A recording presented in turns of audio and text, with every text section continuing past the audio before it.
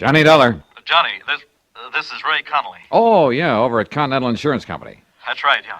Oh, what's the problem, Ray? Problem? No problem at all, actually. Oh? Are you busy tonight, Johnny? No plans at all.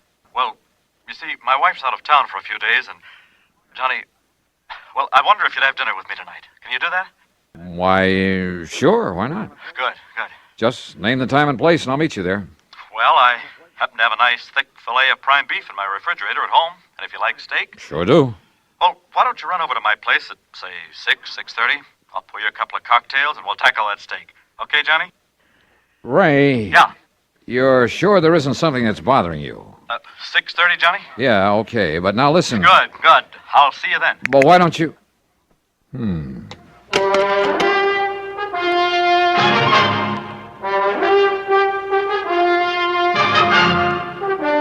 Bob Bailey in the exciting adventures of the man with the action-packed expense account. America's fabulous freelance insurance investigator. Yours truly, Johnny Dollar.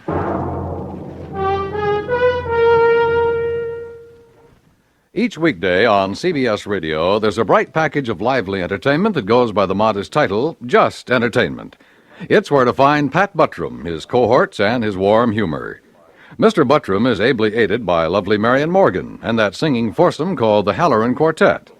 Just for entertainment, sample Just Entertainment with Pat Buttram tomorrow on CBS Radio. Also on the recommended list, a fascinating fact-filled 10 minutes each weeknight with Ron Cochran. Recently, he's given the Answer Please treatment to listener queries on such topics as the Chesapeake Bay's Oyster War, the Irish Sweepstakes, Spring Fever, and underseas exploration of the Arctic. Be listening tomorrow night. Discover how you can ask Ron Cochran to give your question the answer, please. Just Entertainment and Answer Please. One for facts, one for fun. Leave your dial set right where it is now to enjoy both these entertaining programs each Monday through Friday on CBS Radio. And now, Act One of yours truly, Johnny Dollar.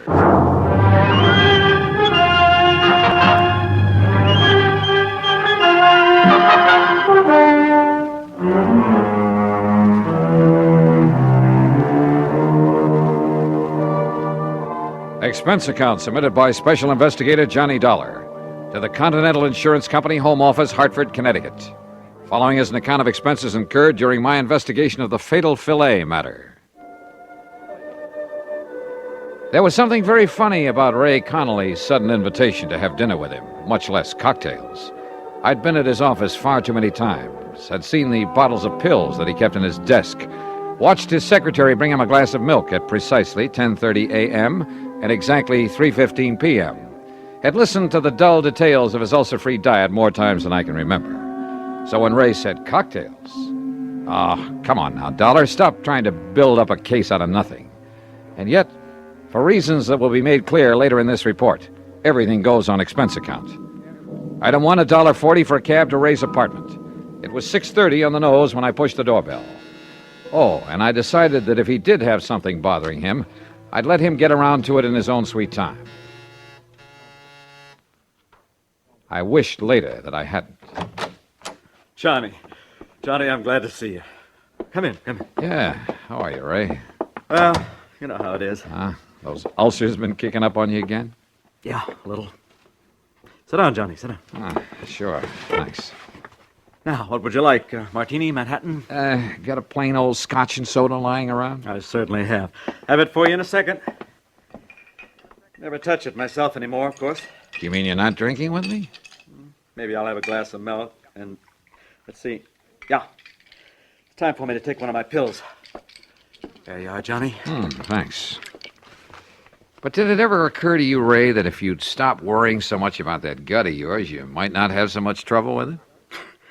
Johnny, it's easy to see you never had an ulcer. No, sir, and I don't ever intend to. Well, So- if you were in my end of the business, there's something just happened that I want to tell you about. Oh? Yeah, later. Incidentally, the steak we're having is the most beautiful thing you ever saw. Well, come on, I'll show it to you while I get a glass of milk. Okay. I guess my wife ordered some groceries sent over from Morris Baines Market before she left. I told you she's away. Yes, she did. Yeah, left yesterday. Well, the steak was delivered last night, along with some other things. There. How about that? It looks like you could cut that with a fork. Prime beef. Excuse me, I'll get my glass of milk. Sure. Hey, how do you like your steak, by the way? Only one way, blood rare. Well, of course, I'll have to have mine rather well done. So I'll just cut the fillet in half and it'll be no problem at all. Ray, what about this thing that happened in the office you were going to tell me about? Later, Johnny. Later.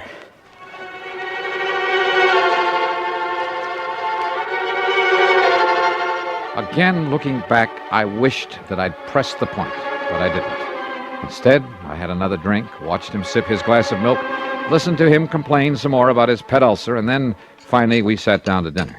There we are. Isn't that the most beautiful steak you ever saw? Oh, no. Huh? Ray, didn't you hear me? What? Oh, dear. Yeah. Oh, dear. I'm terribly embarrassed. Well, brother, you ought to be. That looks like a piece of shoe leather. When you said blood rare, and I forgot all about it. Ray, you are a dog. You're sure you can't eat it this way? I'd rather chew up an old boot. Hey, listen now, something's bugging you. Now, what is it? Nothing, Johnny. Look, I'll go out and buy another one for you, huh? And let yours sit here and get cold? No. Oh, Johnny, I'm terribly sorry. That's okay. Go ahead, Ray. Tear into it. I'll go out in the kitchen and see if I can find the makings of a sandwich.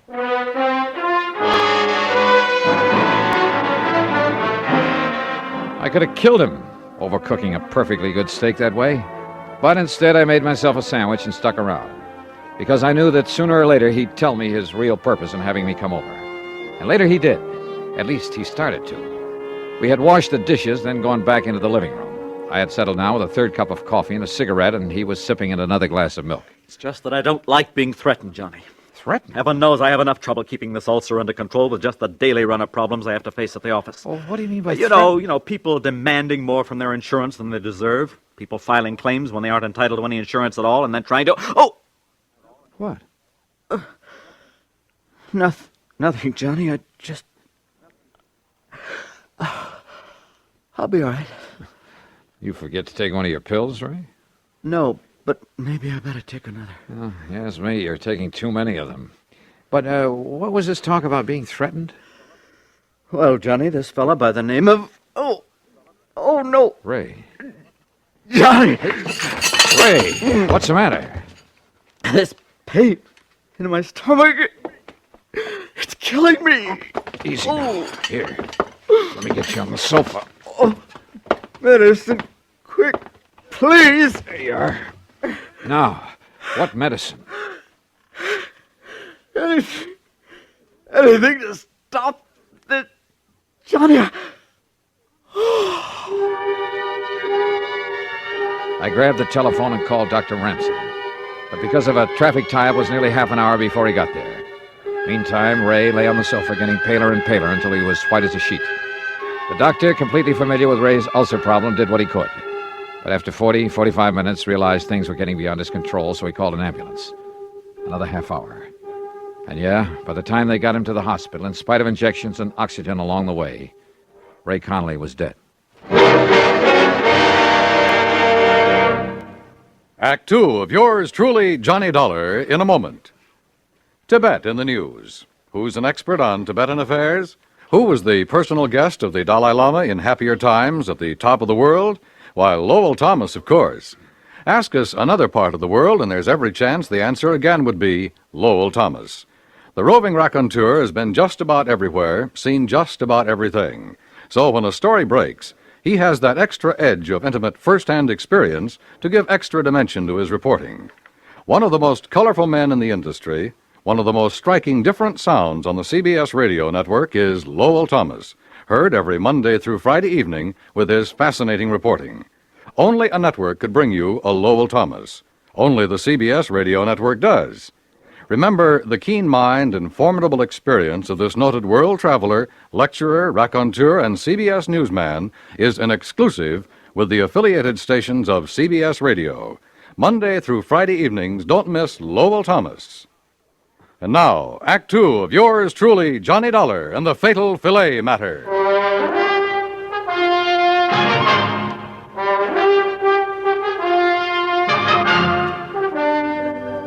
Yes, Mr. Dollar, I knew that Connolly's ulcer condition was serious. I've been treating him for a couple of years, but I certainly never believed this could happen. What it means is that he bled to death. Is that it, Doctor? Yes, internal hemorrhage. But of such intensity, I don't understand it. And yet, well, let's face it, Dollar, this sort of thing has happened before. Has happened before. Yes. Doctor, you may be right about that. Well, of course I am. But not in the way you think. I went back to Ray's apartment, let myself in with a key I'd filched out of his pocket, then went over every inch of the place. And I came up with nothing. Nothing, that is, until I went into the kitchen. There I saw for the second time the bag of groceries that his wife had had delivered from Baines Market, from which Ray had taken only one thing, so far as I knew. The steak he'd eaten that night. Yeah, and he had eaten every bit of it. I dumped them out on the table, made a list of them. Then I noticed something else on the table.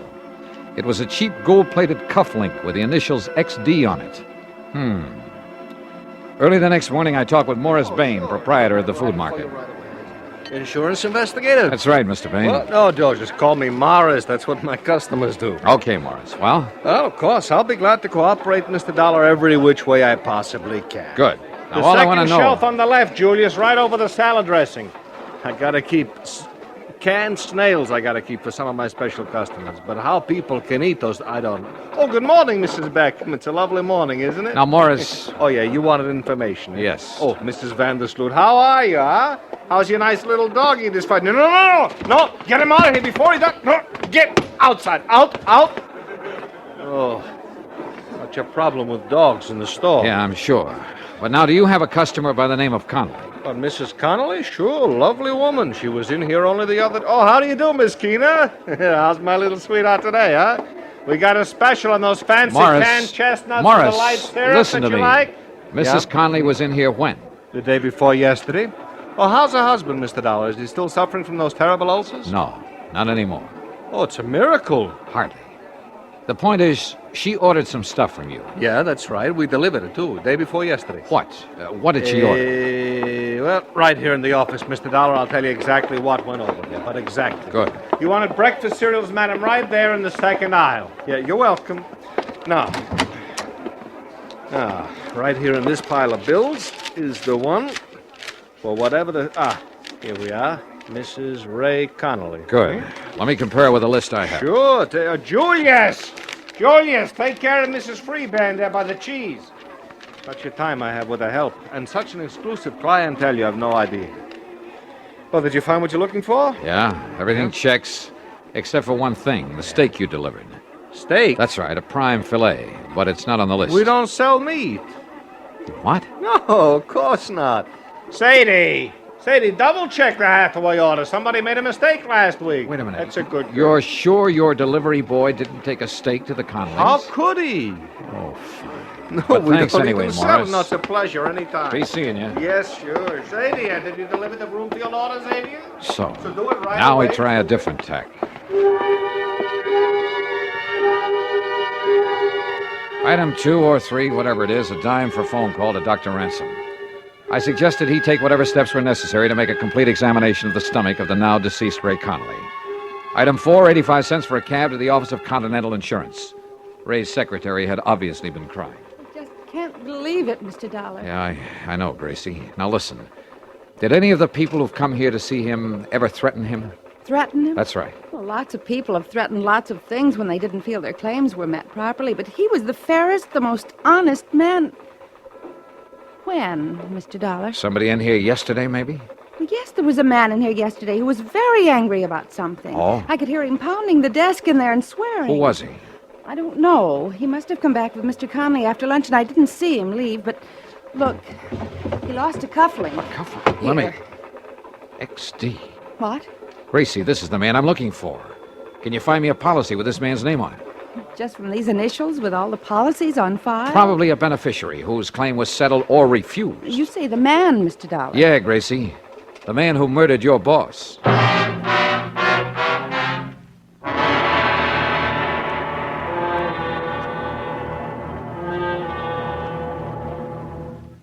Act 3 of yours truly, Johnny Dollar, in a moment. Be sociable, look smart, keep up to date with Pepsi, drink light, refreshing Pepsi.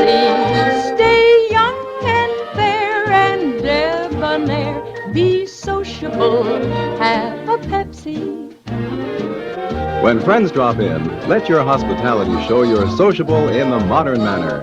Pepsi, you know, is the favorite of the smart and young at heart. Be sociable, look smart, keep up to date with Pepsi. Drink light, refreshing Pepsi. Stay young and fair and debonair. Be sociable, have a Pepsi. Have you tried a Pepsi lately? And now, Act 3 of yours truly, Johnny Dollar. Expense account item 5, another dime for another call to Dr. Ransom. Yes, the autopsy had been made. And yes, they had found enough ground glass in the stomach of Ray Connolly to kill 3 men. That's why Ray, with his ulcer condition, had gone so fast. While he was with you, Johnny, the police would like very much to talk to you. Well, certainly they don't think I did it. Well, of course not. At least, Yeah? Well? well, after all, you were with him at the time when he ate that filet. Okay, Doc. I'll get in touch with him. Item 6, 10 cents for another call to Ray's secretary at Continental Insurance. Yes, Mr. Dollar, I have. Nice going, Grace. What's his name? Xavier Donato. The folder was still at Mr. Connolly's desk. Donato. And the address? 13425 Sunset. Sunset. Got it. And listen, the reason he was angry with Mr. Connolly... Yeah? He was named as beneficiary of his father's life insurance policy. Yeah? But his father just committed suicide. You see what I mean? Yeah. Donato couldn't collect. Yes. I mean, no, he couldn't. So... Gracie, you're a doll. Item 7, $2.50 for a taxi to the address far out on Sunset Avenue. It turned out to be an old ramshackle rooming house in a pretty lousy neighborhood. Sure, look for yourself, but I tell you, he ain't here anymore. When did he leave? Yesterday morning, bag and baggage. There you are, see for yourself. Now, don't tell me he's still living here. Well, I can't say that I blame him. What's that? Have you any idea where he might have gone? If I did, I'd send the cops to get the rent he owes me. The cops will want him for a lot more than your rent, lady. Yeah? What's more than that? Murder.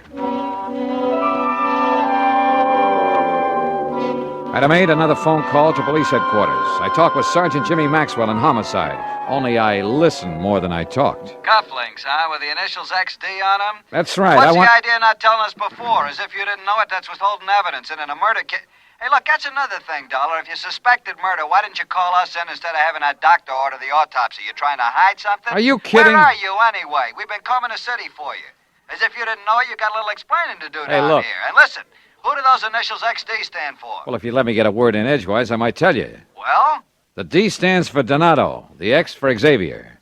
Xavier. What kind of a name is that? Xavier, if you want to say it that way. Oh, boy, that's a rare one. You got his address? He just left the place where he was living, so he's probably 1,000 miles away. But Xavier? Huh? Of course, and right under my nose. What? Johnny?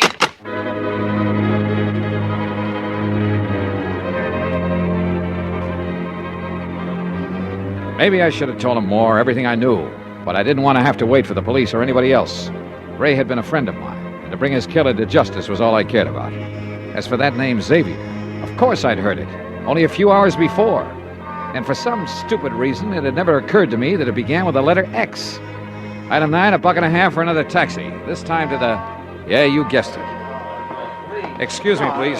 Julius, Pardon me, will you please, how many madam? times do I gotta tell you? You pack the vegetables on top. Morris! The pan goes in the bottom, huh? Morris, come over here. Mr. Dollar. Back so soon already? Now listen, when I left you early this morning, Yeah? just as I was leaving, I heard you call somebody by the name of Xavier. Yeah, you mean that slowpoke, huh? That dumb, stupid... All right, is he lazy- still here? What's his last name? His last name? Yeah, what is it? Well, his last name, it's...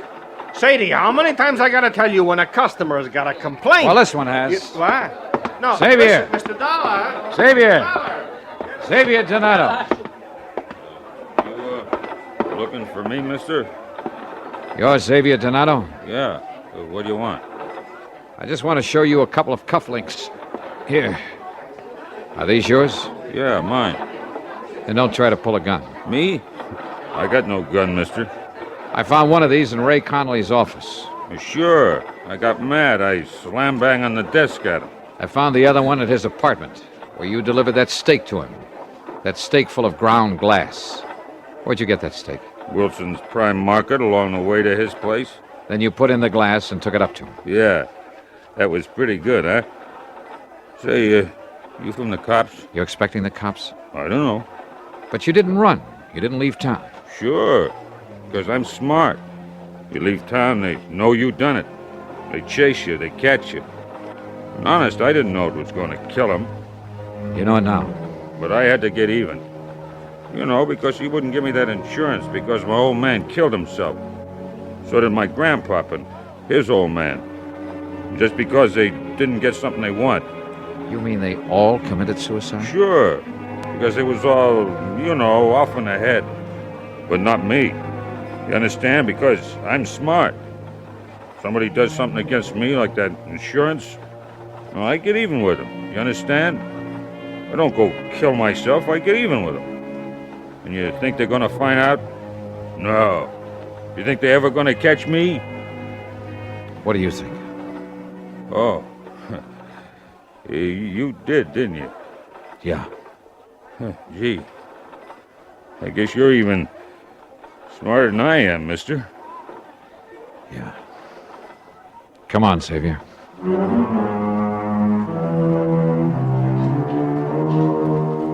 Prison? I doubt it. Not with a family history like that. But there are institutions for his kind. I'm sure he'll spend the rest of his life in one of them. And maybe, by studying his case, the doctors, the psychologists can learn more about helping such people before they go off the deep end. Expense account? Forget it. Ray Conley was my friend. Yours truly, Johnny Dollar.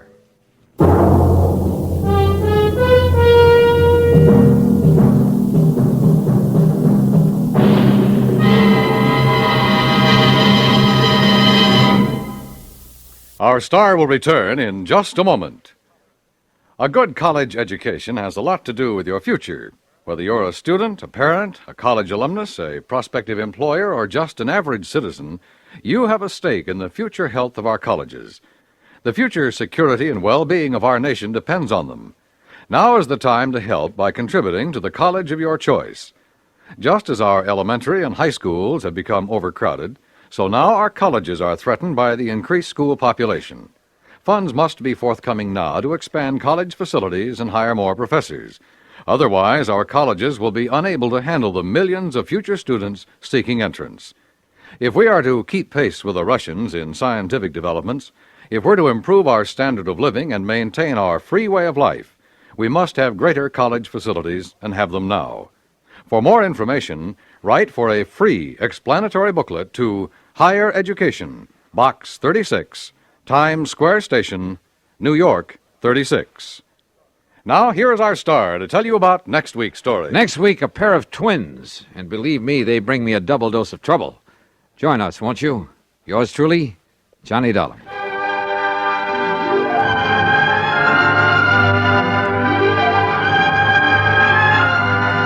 Yours truly, Johnny Dollar, starring Bob Bailey, originates in Hollywood and is written, produced, and directed by Jack Johnstone. Heard in our cast were Virginia Gregg, D.J. Thompson, Jack Edwards, Marvin Miller, Larry Dobkin, Harry Bartell, and Frank Gerstle. This is Dan Cubberly speaking.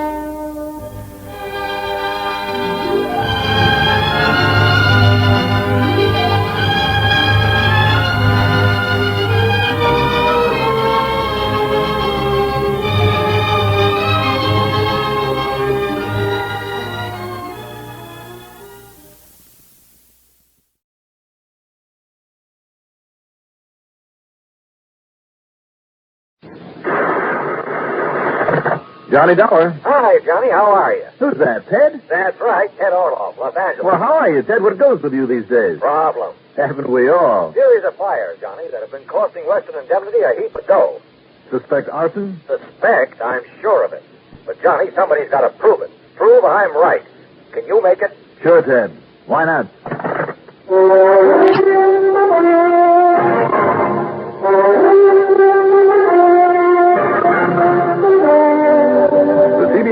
Radio Network brings you Mandel Kramer in the exciting adventures of the man with the action-packed expense account. America's fabulous freelance insurance investigator, yours truly, Johnny Dollar.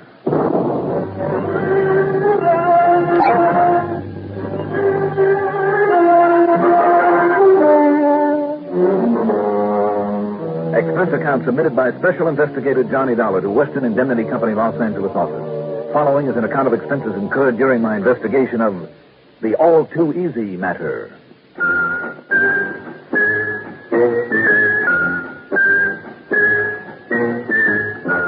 Shortly after dawn cracked the next morning, I drove to the airport and spent item one, $204.20 plane fare for a 9:30 jet out of New York. It dropped into Los Angeles International just 10 minutes before noon Pacific time. Item two, $6.50 into the office of Western Indemnity. As I started through the front door of the building, a man rushing out bumped into me. Oh, sorry, mister, but I'm gonna... Hey, Johnny! Ted, what's the hurry? Listen, I'm glad you're here. Come on. My car's right around the corner. Come on. Anything you say, but what's the big emergency? Another one, Johnny. Another one of these fires I called you about. That'll be number 6, Johnny. 6 in a row. Here, get in. Come on, see for yourself why I'm going off my nut.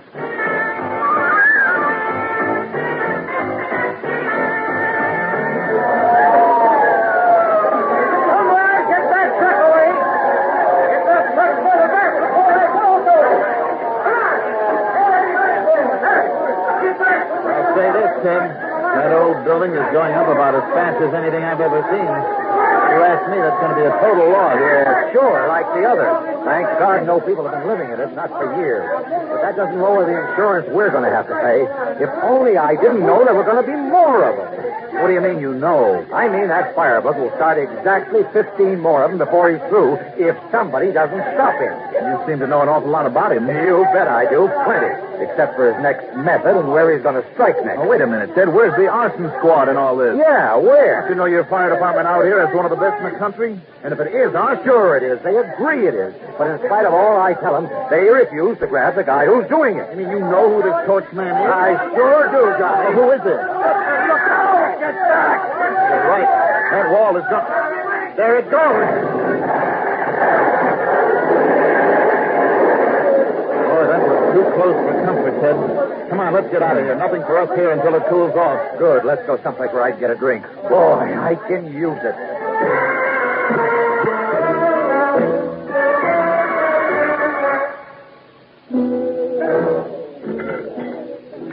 Well, Ted, tell me, who benefited? Okay, listen. This client of ours, name is Alpheus Brockway Brox. Yep, widower, 82 years of age. Lives on Petway Drive in Beverly Hills. Mm-hmm. Doctor says he has only a couple of years to go, at the most. Heart condition. Uh-huh. But he doesn't look it, Johnny. If I look as good as that when I'm 60, I'll be mighty thankful. Well, what about him, Ted? Johnny, old man Brockton's one of those guys who never had to do a lick of work in his life. A playboy in space. But by the time his beautiful young wife died, he had to quit all that because of his age and his heart. Mm-hmm. Well, the old boy had just about had and done everything. And, of course, he'd gone through a stack of dough. I should think so. But he was apparently content to settle back and take it easy. Live this simple life and just live out the end of his days. He had no responsibilities. His only child, really a stepdaughter, had got married, a fellow by the name of Ben Plater in the import-export business. And, she incidentally is beneficiary of his small life policy and whatever else he manages to leave, if any. You mean he's broke now? Well, he isn't rolling in dough the way he used to, but he isn't broke because his old man, who had worked for a living, has been smart enough way back to buy up all the property he could lay his hand on here in L.A. Ah, I see. But now all he has left is a little bit here and a little bit there, and what's turned out to be pretty poor sections of town. Mm-hmm. An old, broken-down frame house on South Cordero Street, the remains of a creaky log building on some land that won't be redeveloped for another 10 years, and so on. So what happens? Go ahead, you tell me. Taxes, higher and higher every year on this land of his. Yeah. So he has to get up the dough for them every year. Oh, naturally. He still has insurance on the worthless old buildings on that land. So you figure that old Alpheus Broxton is eating his cake and having it too? Right. Now you're with me. He burns down a worthless old building that would have cost him money to wreck. He collects a big hunk of insurance from me, And he still has the valuable part, the land. Oh, boy, what a racket. No, maybe so. Sure. Well, let's go back to the office, and I'll, what's the matter? No, I don't know, Ted. But it has to be that way. It's the only thing that makes any sense. Broxton is burning down those buildings. And he's not only costing the company a fortune, but making a bunch of suckers of us. I wonder. Wonder? Isn't it obvious? Maybe it's too obvious. Makes the answer seem all too easy. Oh, now, Johnny, look. Yes, sir. Just a little too easy. But we'll see.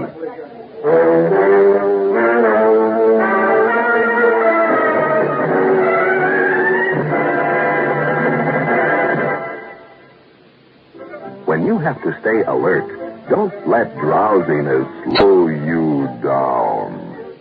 Perk up. Perk up with No-Dose. The safe way to stay alert without harmful stimulants. Remember, when you're driving, working, studying, and monotony makes you feel drowsy. Perk up. Perk up with No-Dose.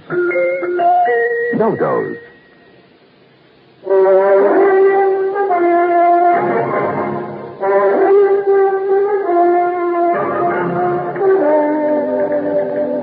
Okay, Johnny, here it is. The old man's address and a list of all his properties that haven't gone up in flames. Not yet. Not until he gets to them. Now, look, Ted, if you're so sure that Buxton is setting those fires... Have you forgotten that favorite saying of yours? I don't know, have I? Qui bono, who benefits? Well, Alpheus Brockway Broxton is the only one who has benefit, and the only one who will benefit when the rest of his properties burn. I guess you have a point there, Ted, but if the fire department arson squad can't pin it on him... They simply refuse to look at the obvious. And you listen, Johnny. That's all I am doing. Oh, you think it's too obvious, huh? Well, haven't I heard you say, and more than once, that the obvious makes the best cover-up of all? Perhaps, on occasion. Well, it's true now. The police, the fire department say, oh, no, a crook would never be so dumb as to leave a clue or evidence or a motive right out in the open. So it has to be somebody else, they say. It simply can't be poor, dear, sweet old Mr. Broxton. It has to be somebody without a motive, somebody all the suspicion doesn't point to. You sure that's their reasoning, huh? Well, I say they're wrong. And what about Broxton's age? 82, did you say? Okay, so perhaps he has somebody else do it for him. Is there any difference? Aren't there bound to be plenty of pros in a town like this? Ted, whether you realize it or not, the arson boys know the pros, all of them, and they usually keep pretty close tabs on them. Usually, huh? Well, they haven't done it this time. So, Johnny, you've got to work on it. Okay? Okay, Ted. Oh, excuse me. Sure. Hello. Oh, hello, Commissioner. Huh? Oh, no. Where? Okay, then you listen. I know, but now listen. You know what I've done? I've brought somebody out here who's going to prove that I'm right. Yeah, Johnny Dollar. Huh? Well, yeah, I guess so. Johnny. Oh, yes, sir? Another fire, Johnny. Another one of Broxton's building. That's 2 in one day, and now he wants to talk to you. Who, Broxton? No, Fred Klein. Fred Klein? Yeah, he's a fire commissioner. Oh, no. Here, let me have the phone. Here. Fred, how are you? Pretty good, Johnny. You're just the man I want to see. I kind of thought you might. Tell me where and when. For you, Johnny, right now, if you like. Good, where? Fire room 401 at 217 South Hill. I'm on my way. You're going to see him, Johnny? Yes, sir. Then get him working on this thing from the right angle. And I know that you can do it, Johnny, that you can prove to him that I'm right about old Alpheus B. Yeah? We'll see.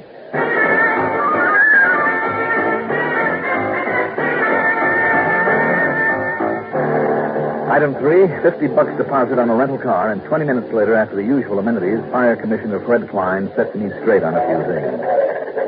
No, Johnny. All our feelings on the matter don't bother me a bit. A lot of people don't think too much of us until they see the results of our work. I know. And luckily, knock on wood, we usually do manage to get some results. Luckily, What? Fred, in my book, it takes a lot of hard work to get lucky. And in a department like yours, I'd say a lot of ability, too. But now, what about this stubborn notion of Ted Orloff's? In the beginning, we were inclined to think the same way he does. Until we really looked into things. And now? Alpheus Broxton, a little 82-year-old man with a heart condition who won't stand any kind of excitement. Wait till you talk to him, Johnny. And I think you should right away. Yes, I want to. And see if you come up with the same idea that we have. That he's hiring a pro? His 6 fires, 7 as of now, have not been set by a professional. You're sure of that? I'd stake the reputation of this whole department on it. Why? A pro has a pattern, Johnny, almost invariably an easily identifiable modus operandi. They may not realize it, but it's their trademarks that enable us to nail so many of them. Yes, I know. What's more, we have files on those boys that are so complete that, well, we're like an expert dry fly fisherman. It's always set to strike just before the trout hits the fly. Exactly. And I take it these fires don't fit the pattern of any known arsonist. They don't fit any pattern. But we believe they're all the work of an amateur. No? Yeah. He tries one method here, another there, and so on. The same amateur? Only because of the frequency and regularity old man Broxton's properties have been hit.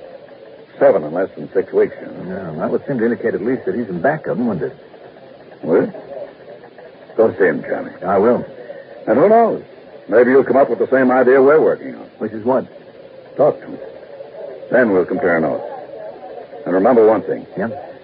In spite of its inadequate size, the arson squad is my pride and joy. 11 of the best men in the country. But only 11 of them. And they're called all over the city every day. We do have other fires, you know. Which means that not one of them can afford to spend the time on a single assignment that you can. I'll go see Broxton, John. Right.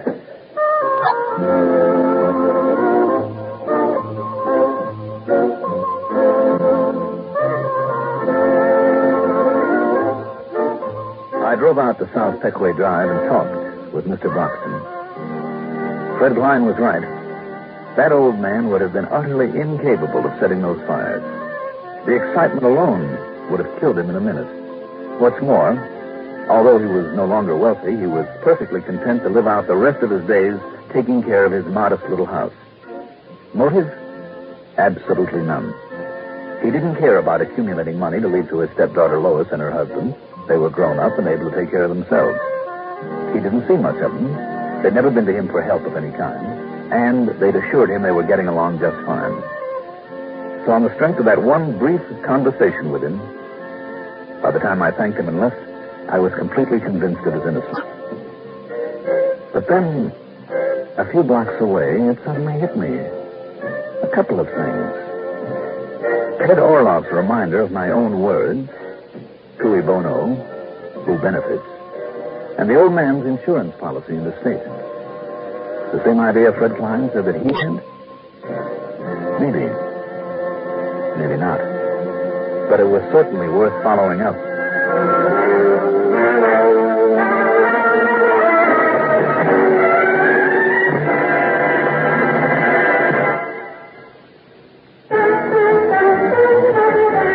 I like that idea.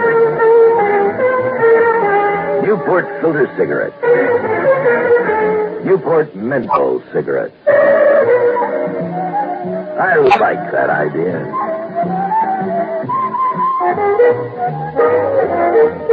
Good, rich tobacco flavor. The right amount of menthol and just a hint of cool, refreshing mint. That's the thing about Newport. That's the combination that makes Newport more refreshing to begin with, more refreshing all the way. Just enough menthol to make Newport so refreshing while you're smoking, without hiding the rich taste of great tobaccos. George, can I have Newport too?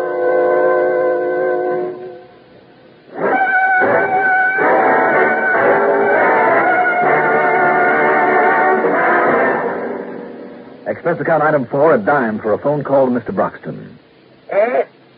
Now, what do you want that for, Mr. Dollar? I want to call on them. You do, huh? Now, why? Just give me the address, please, Mr. Broxton. Well, sure. Of course. It's 1201 North Woolworth, Sherman Oaks. Good. Thank you. Now, just a minute, Mr. Dollar. Thank you very much.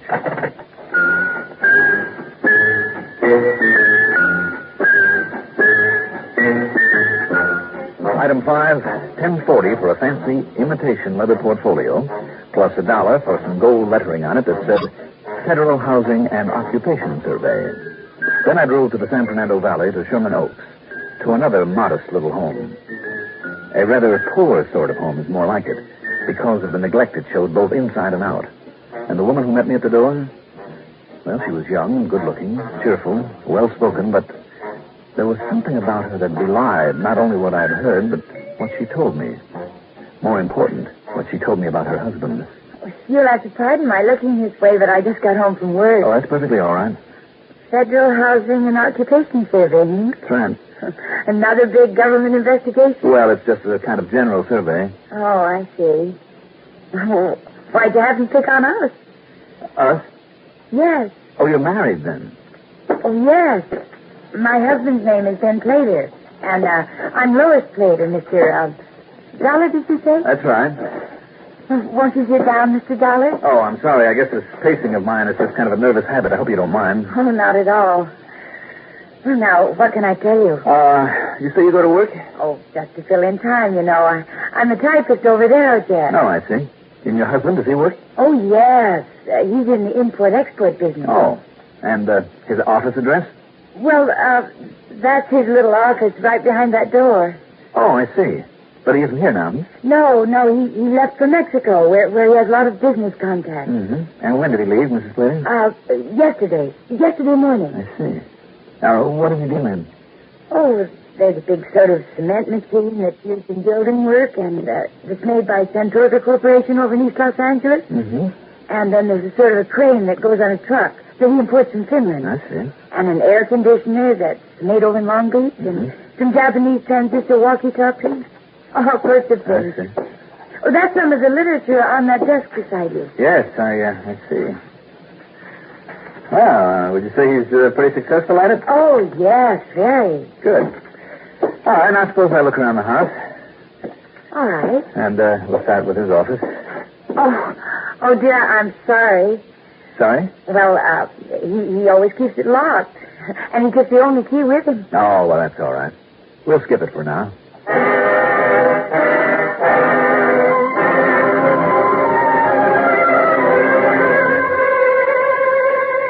That the house of a successful businessman? Hardly.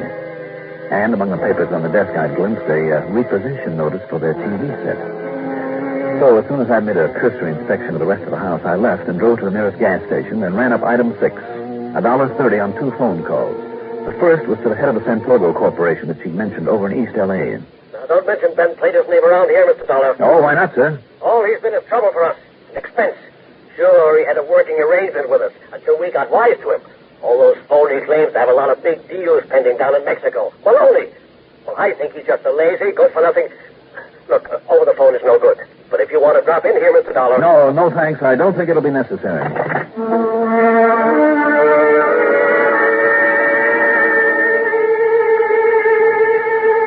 The information from the air conditioner outfit in Long Beach was virtually the same.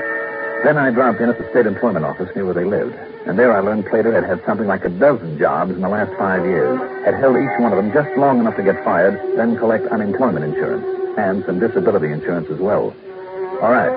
Tie that in with the fact that old man Broxton didn't have long to live. And sure, it all tied in. I put in a call to Fred Klein, then drove back to the house, and there... Oh, Mr. Dollar. I'm afraid I didn't really finish my job here. May I come in again? Well, of course. I was just fixing myself some dinner. But I've plenty for you if you'd like to stay. Oh, well, thank you, but all I want is to look at your husband's office. Oh, I told you, Mr. Dollar, it's all locked up. Well, then I'm going to have to break my way in, won't I? Well, break? Well, without a warrant or something? Well, I mean, but why? Just stand aside, Mrs. Slater. Mr. Dollar. Please stand aside. No!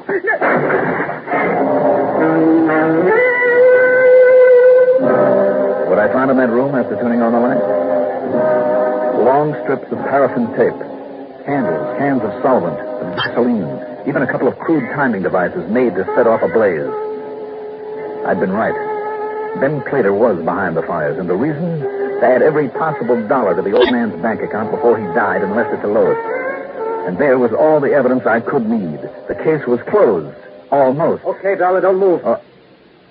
Ben Plater, I said don't move. Ben, that gun! See if he has one, Lois. Yes, here it is. Just hang on to it. You made a bad mistake giving Lois your right name, Dollar. I guess my big mistake was believing you might really be in Mexico. But don't you think you're making one now? You think I didn't know all about you? Didn't figure something was up when you came here before. Too bad you got back so soon, Dollar, before I had a chance to clear out this room. It doesn't give me much of a choice, does it? Nice fellow you married to, Lois. Now he's going to be a killer. Ben. So this is it, Dollar. No, Ben. Get away, Lois. No, you can't. Who said I can't? The fire's all right. Because of the money they'd get it, but not this. This is murder. It's him or me, isn't it? No, Dollar. No, I won't let you. Look, Ben. Look at me. Look, I have his gun. Put that thing down and get away. No, I won't let you kill him. Get away. You won't stop me. I'll stop you. I didn't know. I didn't realize how far he'd go with it. Johnny, I see you're under control. Yes, Fred, I think so. I suspected you might lead us to something. Kind of looks like you have, doesn't it? I think so, Commissioner. Ben and Lois Plater. I think they're through playing with fire.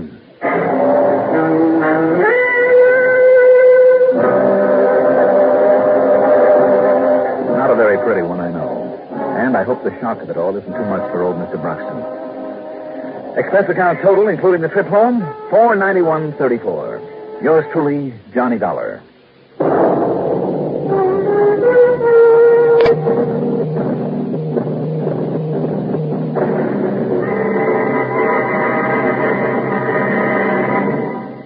Now, here's our star to tell you about next week's story. Next week, two good men, two beautiful girls, and one not-so-beautiful motive for murder.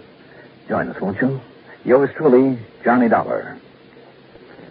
Can you get premium gasoline performance at regular gasoline price?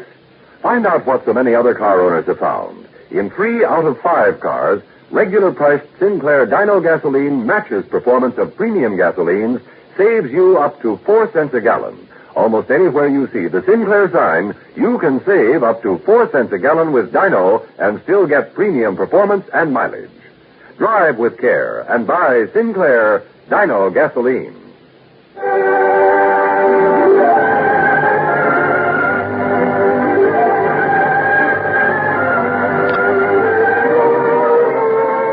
Yours truly, Johnny Dollar, is written by Jack Johnstone, produced and directed by Fred Hendrickson, music supervision by Ethel Huber. Johnny Dollar is played by Mandel Kramer.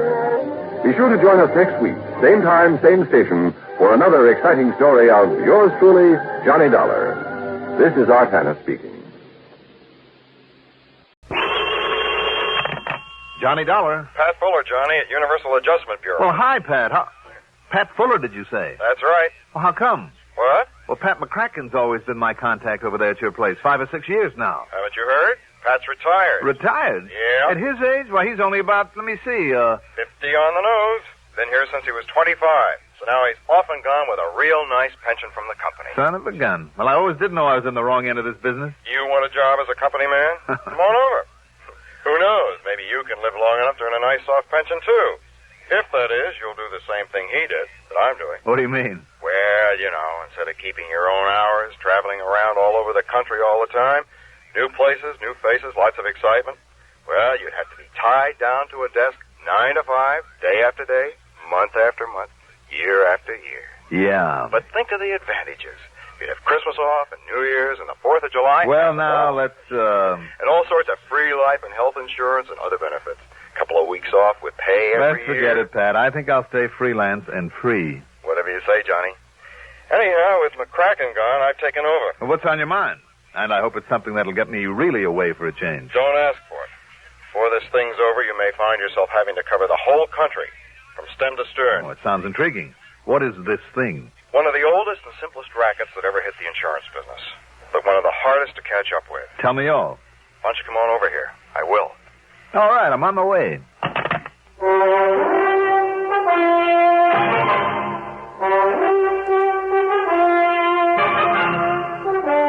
The CBS Radio Network brings you Mandel Kramer in the exciting adventures of the man with the action-packed expense account. America's fabulous freelance insurance investigator, yours truly, Johnny Dollar.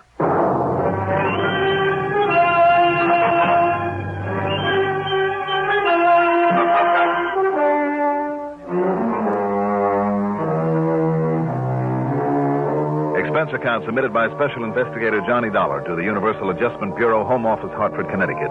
Following is an account of expenses incurred during my investigation of the be or not to be matter.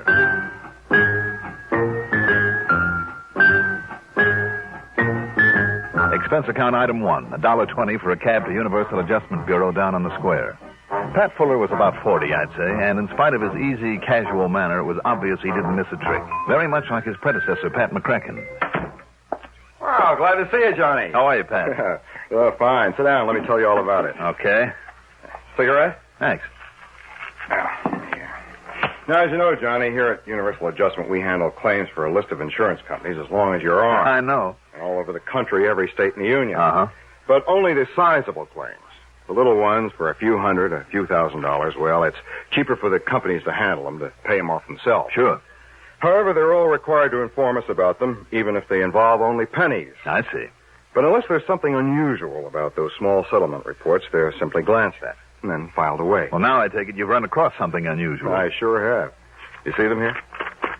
13 reports and claims paid out by 13 different companies. The smallest for $250. The largest, thanks to an impulsive darn fool hotel manager, is for over $4,000. You said for one of the oldest rackets in the business. False injury. Ah. Like the one I busted out on the coast a while back, where some old wino was carefully run down, his leg broken, then the insurance split with him. Something like that. These reported injuries were all the results of falls. Sounds like the hotel or department store caper, then. It is. Hotel. Yeah. Couple goes to a nice hotel, registers just for one night.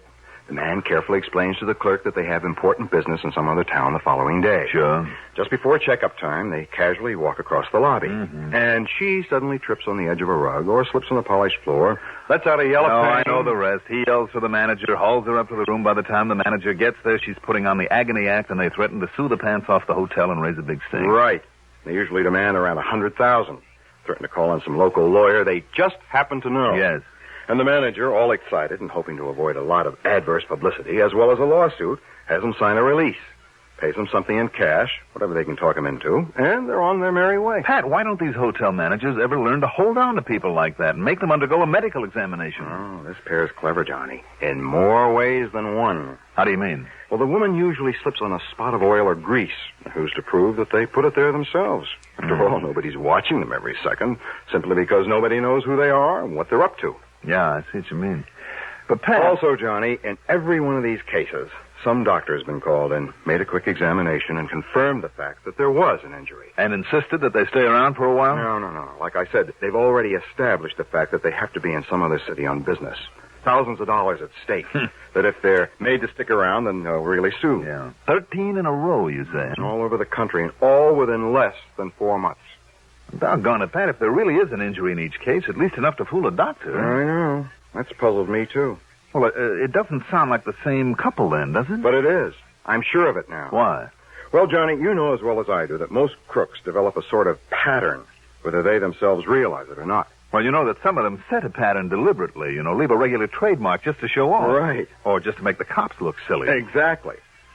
Now, they haven't used the same names each time. Oh, no, of course not. But what they have done... Now, what about their descriptions? Is it covered in these reports? Oh, yes. But they don't mean very much, because one time she's a blonde, the next time a brunette, and then a redhead, And the same thing goes for him. Thick glasses one time, a mustache another, clean shaven the next, and so on. Yeah. But, look, here. I have a picture of them. Oh? How'd you get this? Photographer in a hotel lobby in Chicago, taking pictures of a model, showing off some clothes. They happen to be in the background. You see? There they are. Yeah. Oh, fine. This will be of help. Even if they fool around with a disguise or two. But now to get back to this pattern that you mentioned. Really the show-off element, as you call it. Yeah. The home address they give when they register. Fictitious one? I don't know, but it's always the same. What is it? 21st Street and Fairmount Avenue. Where? Philadelphia, PA. Well, if it isn't fictitious, it might give us... 21st and Fairmount? Yes. In Philadelphia? That's right. Oh, great. What? That's something to work on, all right. Pat, this case may be tougher than you think. Could even be dangerous. Oh? That is, if that address ever really was his. The man's. Why, Johnny? What is it? A not too exclusive little place known as Eastern Penitentiary.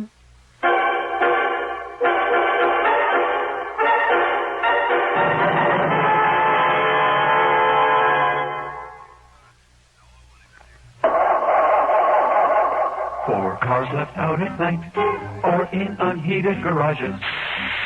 Don't ask for trouble. Ask for DuPont Xerox Antifreeze. Wintertime is trouble time for many of us who leave our cars out at night or in unheated garages. So don't ask for trouble. Ask for DuPont Xerox Antifreeze. Xerox outlasts winter. It protects your car against sudden drops in temperature all winter long. It won't boil away, even during a warm spell. And Xerox has an exclusive rust inhibitor, MR8, that protects all engine metals, including aluminum, against rust and corrosion. So, for safe, dependable protection, do as millions of motorists have done for over 20 years. Ask for Xerox Antifreeze. It's made by DuPont. Remember, For cars left out at night or in unheated garages. Don't ask for trouble. Ask for DuPont Xerox Antifreeze.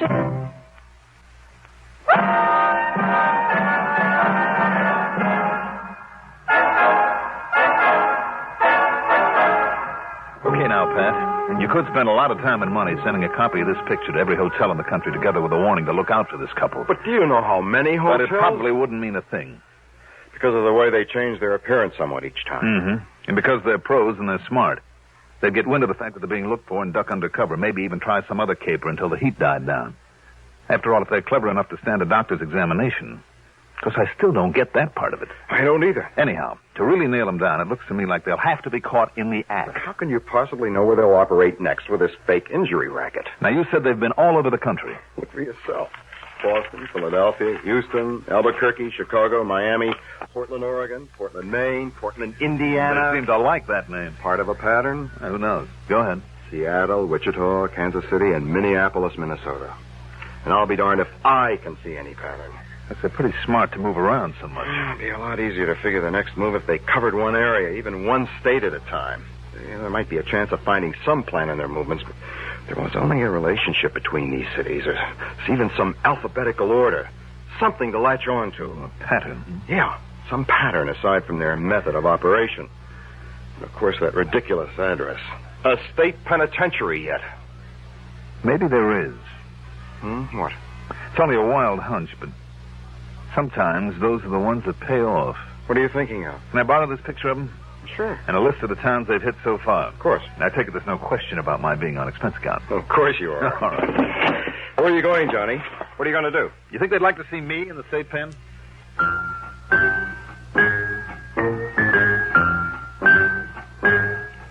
Expense account item 2. 2410 for a cab to Bradley Field, a plane to the city of brotherly love, and then a cab to 21st Street and Fairmount Avenue, Eastern Penitentiary.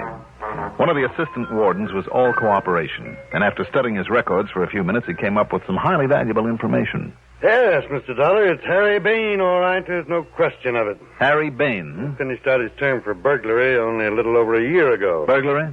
Yeah, and I must confess, I'm not at all surprised that he's operating again. Also, I'm not surprised that he's changed his type of operation. Why do you say that, Warden? He's a very clever criminal. If for no other reason than that he was able to escape conviction for so long. He had an arrest record a mile long, you know. No, I didn't know. Yes, all over the country. Chicago to Houston to Seattle to Miami, all over. I see. But they could never convict him. Because always, before he'd pull a job, he'd enlist the services of some local mouthpiece. Go on. Yeah, he'd have an alibi rigged before he made a move. It was only by actually catching him in the act, with the goods in his possession, that they were able to nail him down here in Pennsylvania. In other words, what you're saying to me is that I'd better catch him and that female partner, catch him in the act. Yes. But are you sure that he and his partner have pulled all these fake injury jobs? You're thinking of a doctor's opinion each time that there really was some injury to the woman. A really sprained ankle or a busted knee or whatever. Yeah, of course.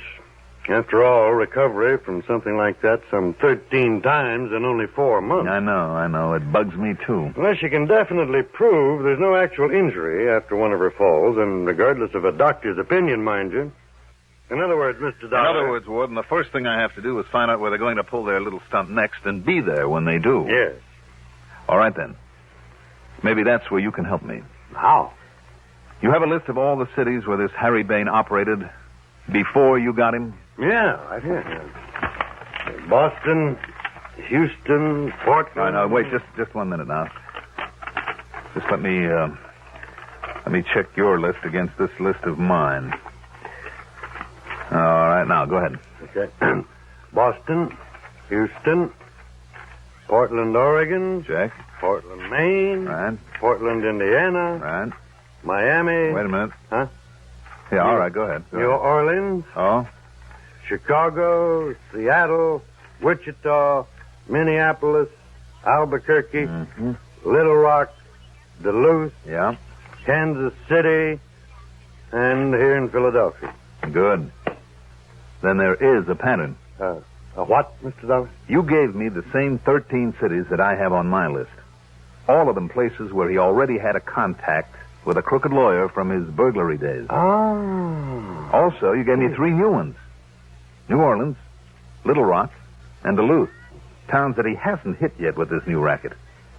But I'm betting that he will hit them. New Orleans, Little Rock, and Duluth. Right. And if I can be there when he tries it. Excuse me. Yes? Is Mr. Johnny Dollar there, Warden? Yes, he is. Just a minute. It's for you, Mr. Dollar. Oh, thanks. Johnny Dollar. Pat Fuller, Johnny. They've done it again. Where? Little Rock, Arkansas. Good. Good. Sure is, Pat. I'm on my way. What? Where to? Well, take your choice. New Orleans or Duluth, Minnesota. What?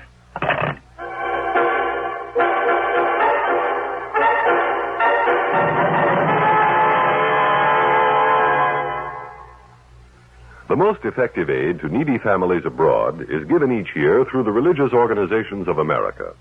They are so efficient that a single dollar will send more than 300 pounds of food to feed hungry mouths in lands overseas. But our religious groups go much further. Besides food, they send clothing, medicine, and bedding. They help support hospitals and clinics and develop self-help projects. Keep faith with those in need abroad.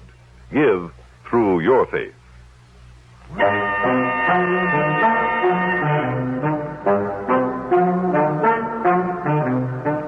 Item 3. 2 1/4 for a cab to the Bellevue Stratford. And there I ran up item 4. $181.40 in phone calls to the manager of every sizable hotel in both Duluth and New Orleans. I'd got a list from one of the big hotel associations that was only too glad to help. Item 5, $61 even for all the books, magazines, and papers I could read and for plenty of room service. I didn't even go out for meals. After 3 days of it, I just about had my fill of doing nothing but reading, eating, and sleeping, but then... Johnny Dollar. This is Monsieur Jacques Devereaux at the Hotel de Philippe in New Orleans, Monsieur Dollar. Yes. I promised to call you if anyone from up there in Pennsylvania happened to register here in our splendid hotel. Yes. We now have with us a couple by the name of Chatsworth, Monsieur and Madame Henry Chatsworth. Oh, so it's Chatsworth now. But they're such lovely people. From here in Philadelphia. Yes, but they're such lovely people. And they gave 21st and Fairmont as their address here? Yes, they did.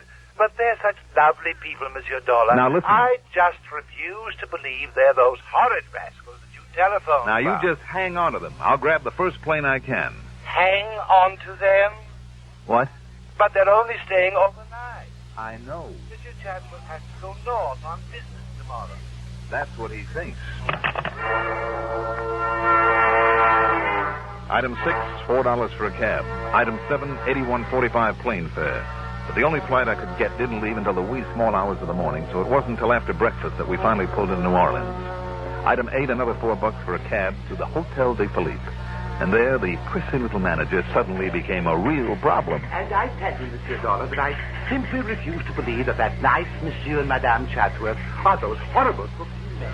Why, they're lovely people. Mr. Devereaux, What's more, you're only a private investigator. You have no real I know that only too well, Mr. And for that reason alone, sir, I must refuse you admittance to their... Will you please listen? If you wish to call in the police, have them station their men about heaven. A bunch of police swarming all over this place?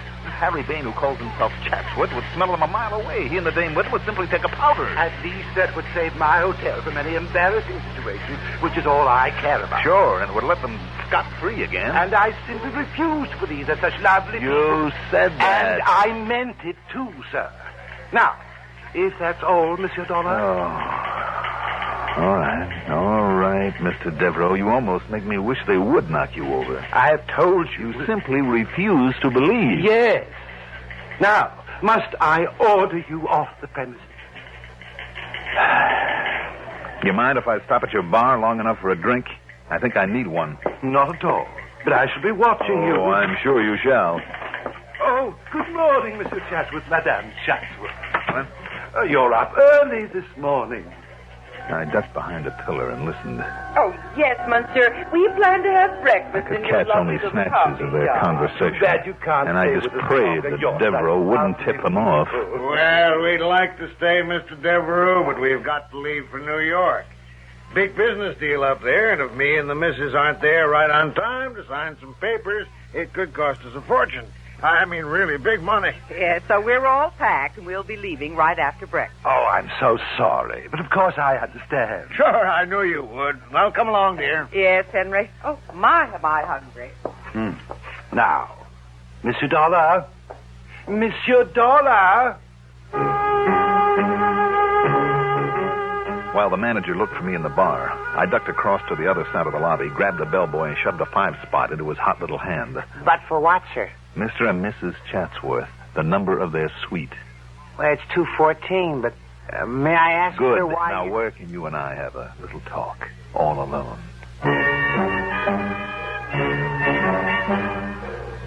But even a 10-spot wouldn't persuade him to part with his uniform for the rest of the morning, so I'm afraid I had to use other tactics. So I made sure he was comfortable in the linen closet where I tied him up, gagged, and left him. Then, grabbing a handful of towels, I ran up the back stairs to the second floor where, thanks to the borrowed bellhop's uniform, and it was a pretty sad fit, a chambermaid let me into 214. The Chatsworth luggage was packed all right. They were all ready for takeoff. But I had to find some clue as to how they passed the medical examination after one of the so-called accidents. So I carefully went through the bags one at a time. Now, what did I find? You'd never believe it. It was nothing more or less than... I heard a key in the door, so I slipped into the bedroom and under a bed. Oh, Henry, this is killing me. Killing me. Yeah, I know it, honey. And, boy, you get that manager up here and the doctor, too. You hear me? Okay, now, where is it? We gotta act fast. Oh, here in this suitcase, Henry. Good. Now, pull down your stocking. What? What's the matter? I thought I'd lock that suitcase. Well, never mind that. Don't worry about it now. Here. You ready? As ready as I ever am, I guess. I just wish it didn't hurt. You ought to be used to it by now. Here we go. Didn't hurt a little, you wouldn't sound legit. Now, that ought to do it. Now, go in the bathroom, slap on some iodine to hide the marks they made, then lie down on the bed. Yeah, okay, Henry. Hey, see how good it's taken already? You look like the worst sprained ankle that manager ever saw.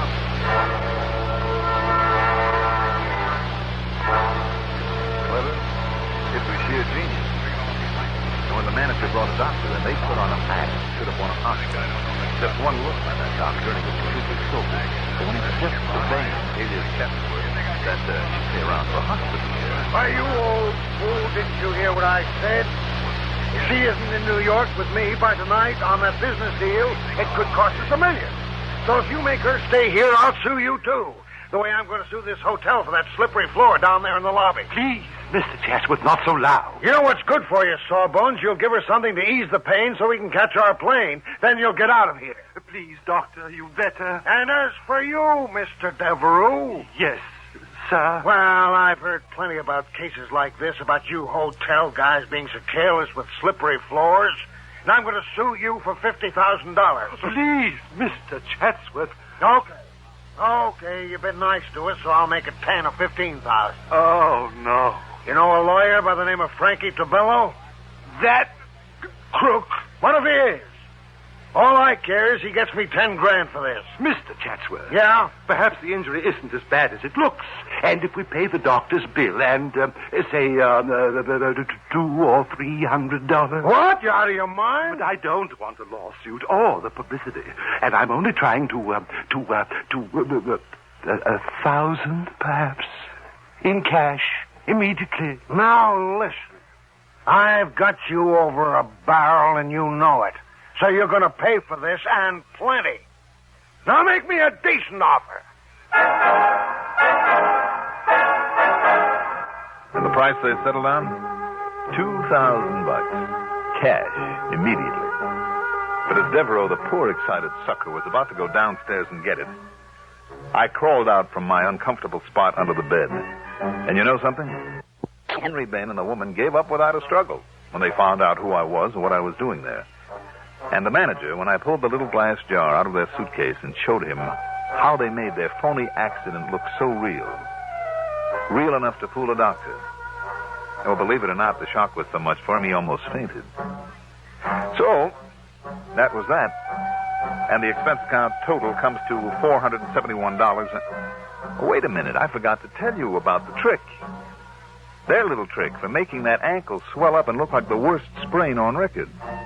You see, that jar, the one that Bain had opened and then clapped against her ankle, contained exactly 3 nasty little yellow jackets. Bees. Yes. Clever. Yours truly, Johnny Dollar.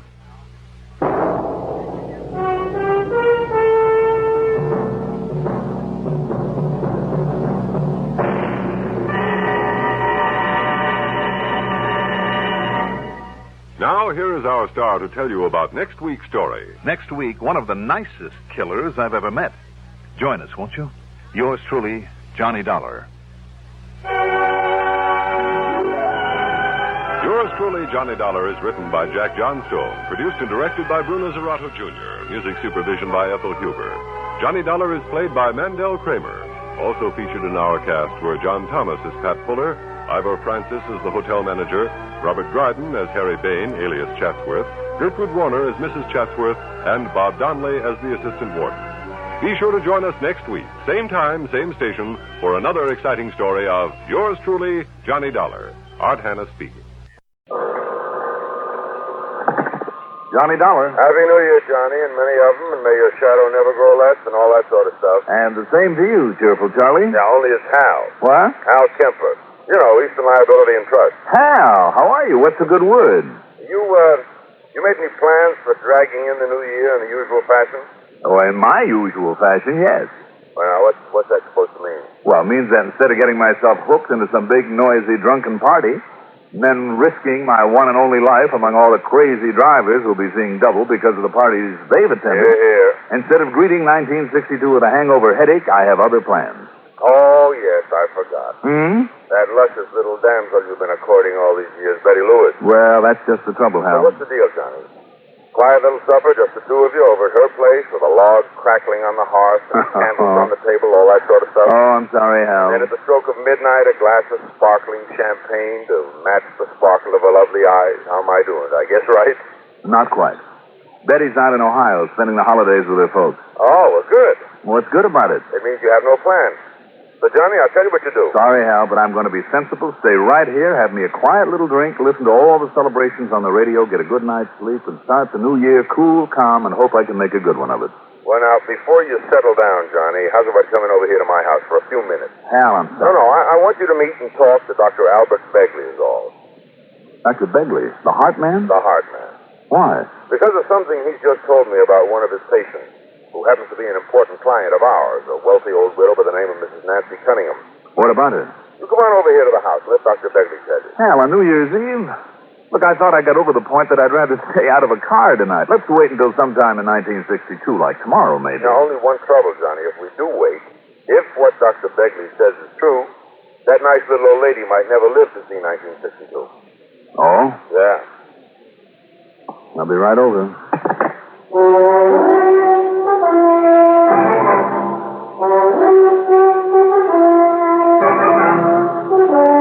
The CBS Radio Network brings you Mandel Kramer in the exciting adventures of the man with the action-packed expense account. America's fabulous freelance insurance investigator, yours truly, Johnny Dollar.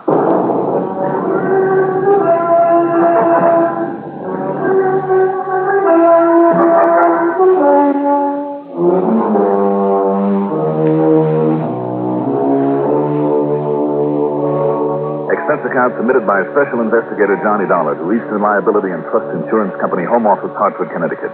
following is an account of expenses incurred during my investigation of the one-too-many matter.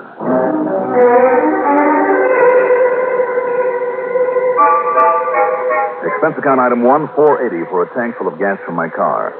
Then, for 2 solid miles, I had to duck and dodge a flock of the darn fool drivers who'd already started to celebrate, and far too many of them might end up on a slab in the morgue.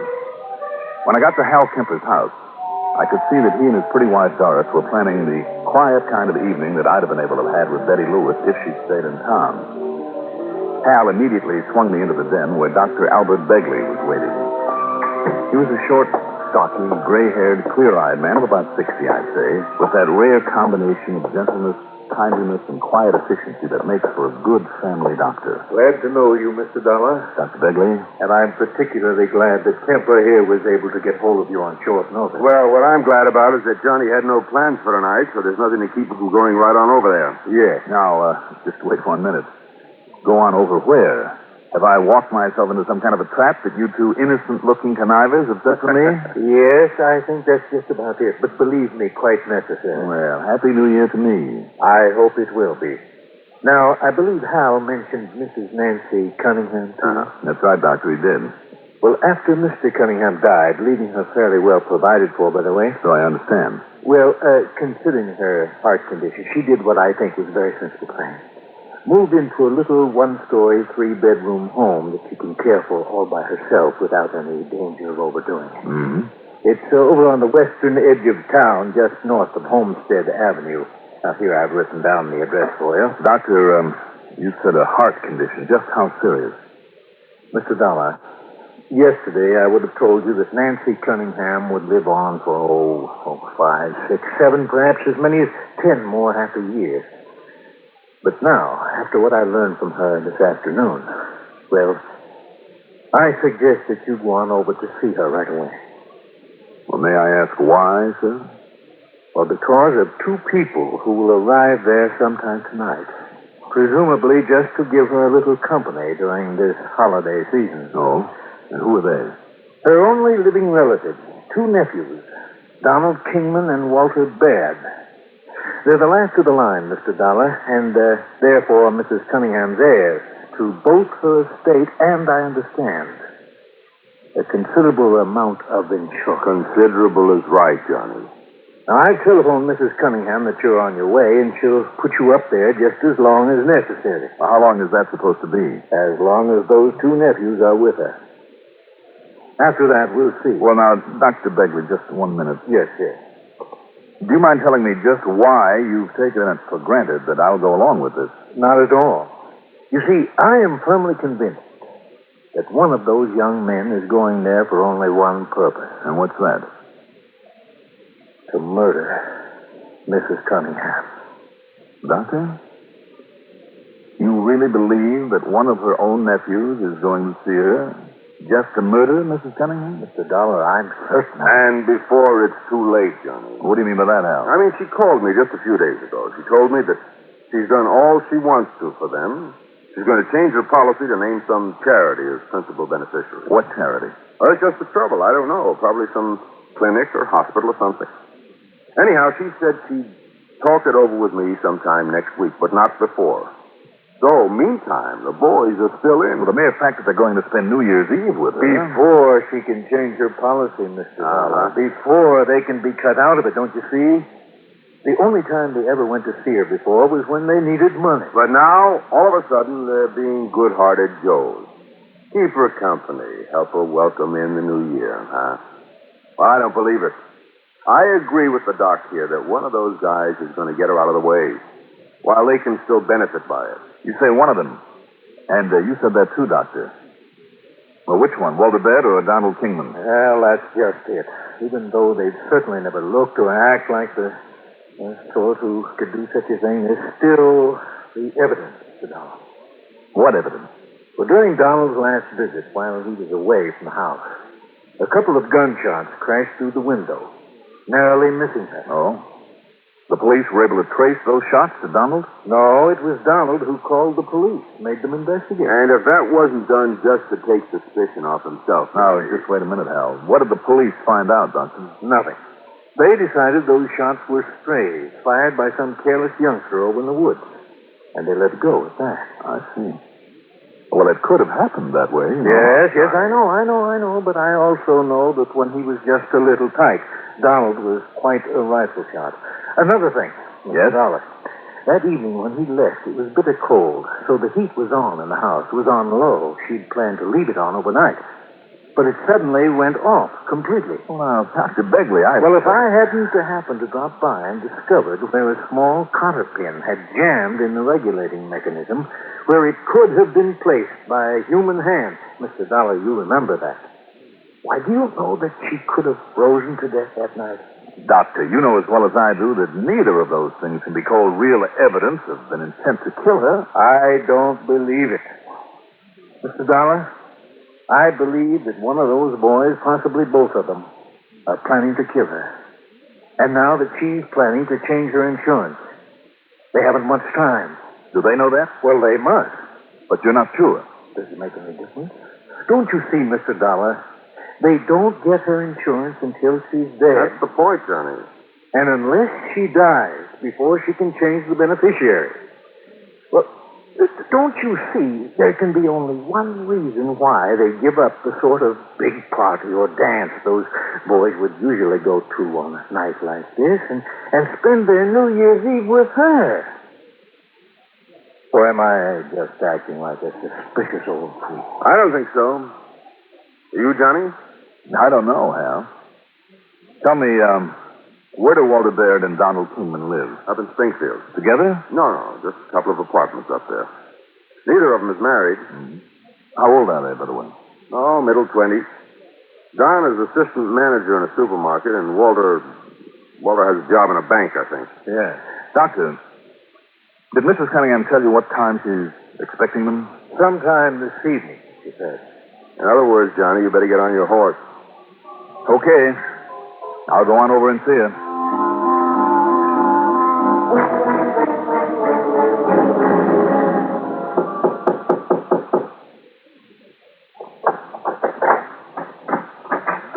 Yeah? Oh. Well, you must be either Donald Kingman or Walter Baird. Don Kingman. Are you Mr. Johnny Dollar? That's right. Well, Happy New Year, and come in, Mr. Dollar. Thank you. Old Doc Begley phoned out Nancy just a little while ago and said you'd be here. Oh? And I say good, the more the merrier. Come on to meet my cousin, Walter Baird. Walter, this is Mr. Johnny Dollar, and you know who he is. I certainly do. Well, Walter. That's right, Mr. Dollar. Happy New Year. You too. Who is it, boys? Mr. Johnny Dollar, Aunt Nancy. Oh, good. Please excuse me, Mr. Dollar, but I'm still dressing for our little party. Oh, surely, Mrs. Cunningham. I didn't realize how late it was. Well, at my age, it takes a bit longer to get ready than it used to. Well, that's perfectly all right. I'll be with you in just a few minutes. Well, sit down, Mr. Dollar. Make yourself comfortable. Sure. Well, my goodness. Looks like you're planning a real evening of it. And with no pain. I pick up all this food and plates, silverware, glasses, even the tablecloth and napkins in one of those catering places on the way in. Mm-hmm. Even that portable bar. See it over there in the corner? Mm-hmm. Tomorrow morning, they send a man around to pick it all up, and we won't even have to wash the dishes. Good work, John. Pour the gentleman a drink, Walt. Sure, don't know why not. And while you're at it, pour me one, too, and one for yourself. The glasses are all set out. Better said than done. What'll it be, Mr. Dollar? Oh, scotch and soda will be fine, but a light one, huh? Right you are. Should have picked up a light over here. Well, I wonder why Aunt Nancy never told us that she knows you, Mr. Dollar. Hmm? She's been keeping things from us. Oh, has she? Well, it's about the only thing she has kept from us, I'll say that. Well, what do you mean, Walter? I'll tell you what he means, and I mean it, too. It finally got through these thick skulls of ours that it's high time we started making up for all that Aunt Nancy's done for us over the years. Oh? Yes, sir. My folks died when I was only a kid, and then later Walter's parents were killed in a smash-up. Well, if it hadn't been for Aunt Nancy, I don't know what we would have done. Here we are. Happy days. And many of them. Let's go. The point is, we finally came to our senses, and this little celebration tonight, well, it's only going to be the beginning. Amen. Yeah, I'm afraid that repayment of our debt to her is long overdue, and that... Hold the phone. What's the matter? 9 p.m. already. On the nose. Why? Walter, did you put the champagne on ice? No, I thought... Oh, son of a gun. Oh, now don't tell me. I'm afraid so. The champagne's the one thing we forgot. As far as I'm concerned, Don't give it a second thought. There's a liquor store about 10 blocks up the street. I've got my little blue coupe out front, so I'll be back here with a couple of bottles by the time you can whistle Dixie. Tell me, Mr. Dollar, how long have you known Aunt Nancy? Mind if I ask you a couple of questions first, Don? Not a bit. Like me to sweeten that up for you first? No, thanks. This is fine. Well, I think I'll add a little scotch to mine. Walter makes them pretty pale. But go ahead with the questions. Well, Only what was that? probably some crazy driver out there wrapped his car around a tree. Must have done a good job of it. Now tell me this, Don. Maybe I can anticipate a couple of your questions. No? Like, did Walter and I know Aunt Nancy was considering changing her insurance to cut us off? Well, did you? Frankly, Mr. Dollar, the answer is yes. Oh, is it? And, is that the reason you have suddenly decided to be nice to her? One of them. To be perfectly honest about it, yes. At least, it was. Not anymore, though. You better explain that. She changed her mind tonight. Yesterday, as a matter of fact, but she told us about it tonight. Well, then you will get the insurance. Yes, we're still in. Instead of wiping us out and giving it to some heart foundation or going ahead with that sanitarium, she was going to build for old... Don, what's the matter? I don't know. No, I feel it too. This drink, I can't... I know. I can't get out of my chair.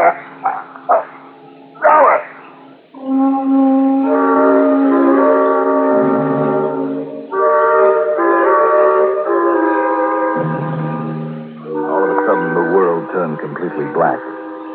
I vaguely remember rolling off my chair onto the floor and then nothing for what seemed a century or two.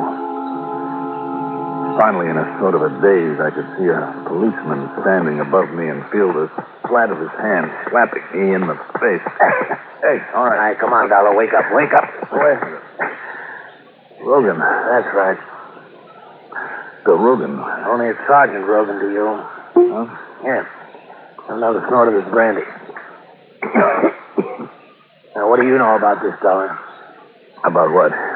This other guy stretched out here the same as you are. Who is he? Oh, that's Don Kingman. Yeah? What about that body in there in the bedroom? Body in the bedroom? That's right. Old Mrs. Cunningham. Huh? Dead, with a bullet in it.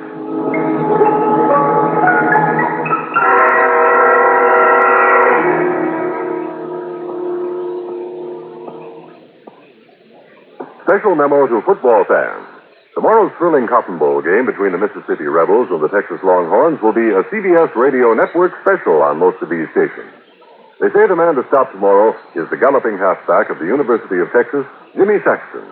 But the word's around that Mississippi has a pretty strong team, too. So be on hand for the exclusive radio coverage of the Cotton Bowl game in Dallas, Texas, tomorrow at your electronic 50-yard line.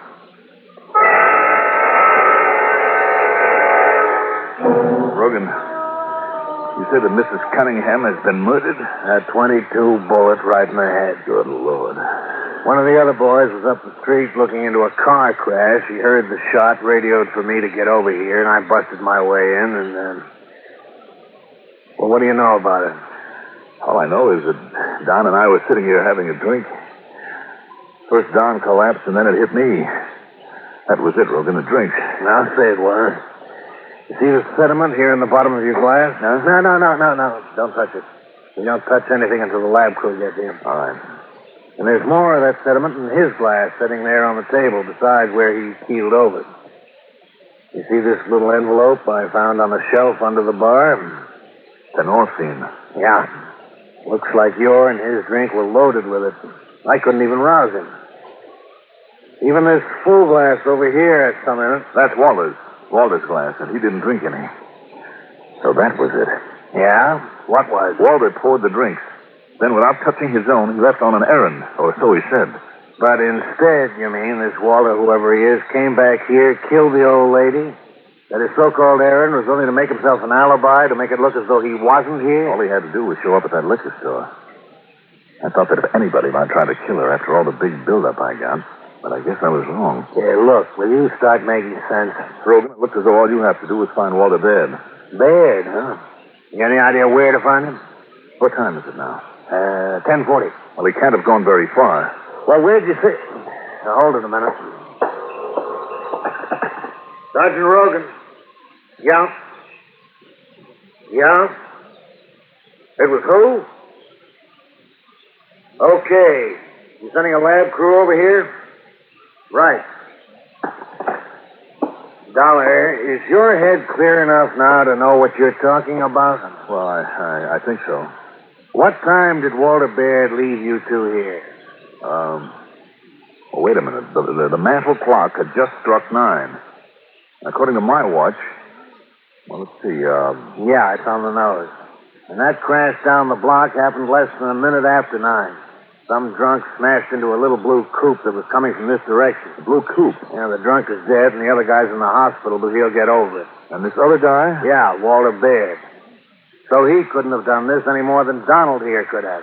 I mean, if Don passed out, like you say. But who then? You said you busted in. That front door was locked tighter than a drum, and there's no sign of anybody else having broken in. Well, the truth that Walter couldn't have done it.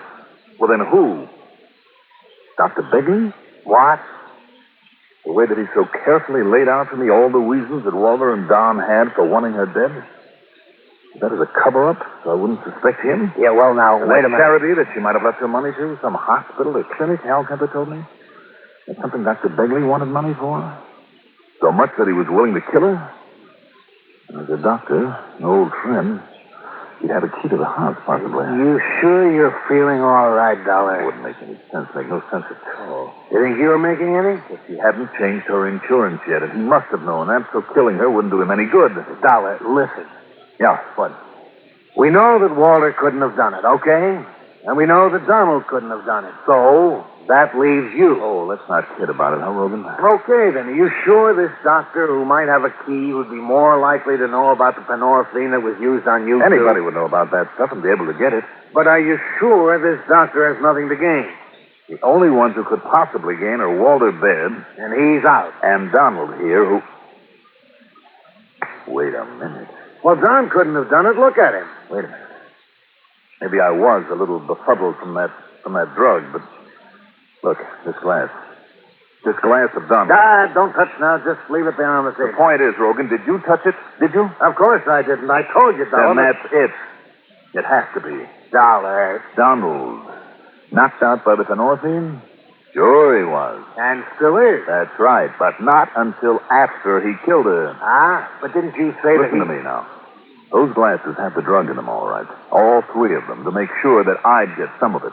And not only you, but them too.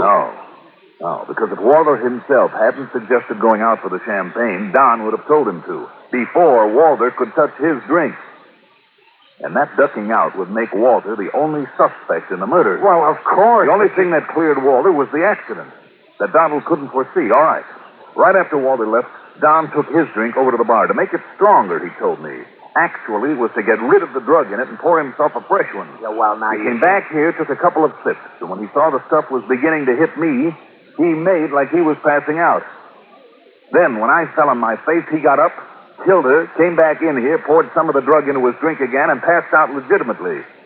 And with what he thought was a perfect alibi that I would have to back up for him. Dollar, that's a darn good theory. And maybe that's the way it happened. What do you mean, maybe? When he comes to, we'll face him with it, and if he can prove otherwise, I'll eat your shirt. But whatever gave you the idea? The glass of his, Rogan. The fact that it is now sitting there on the table. Huh? He put it there after he'd done the murder. After? Yes. After he actually took the drug that made him really pass out. I don't get it. All right, listen.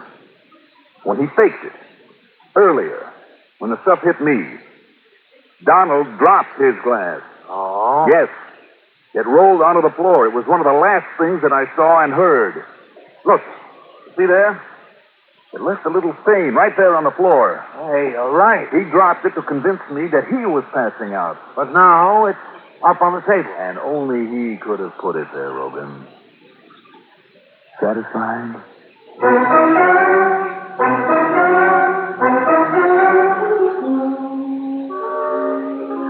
When he came to, and we told him how he'd worked it, how he'd made the mistake of setting the glass back on the table, told him we'd made a paraffin test of his hand to prove our point. Well, Don not only confessed, he showed us where he'd hidden the guns. Expense account total, $4.80 for that tank full of gas. Yours truly, Johnny Dollar.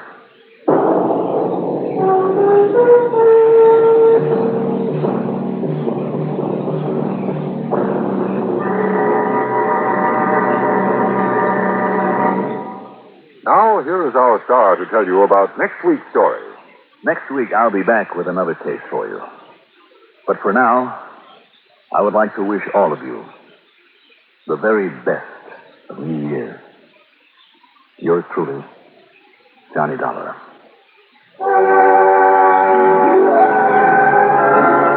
Yours truly, Johnny Dollar, is written by Jack Johnstone, produced and directed by Bruno Zerato Jr., music supervision by Ethel Huber.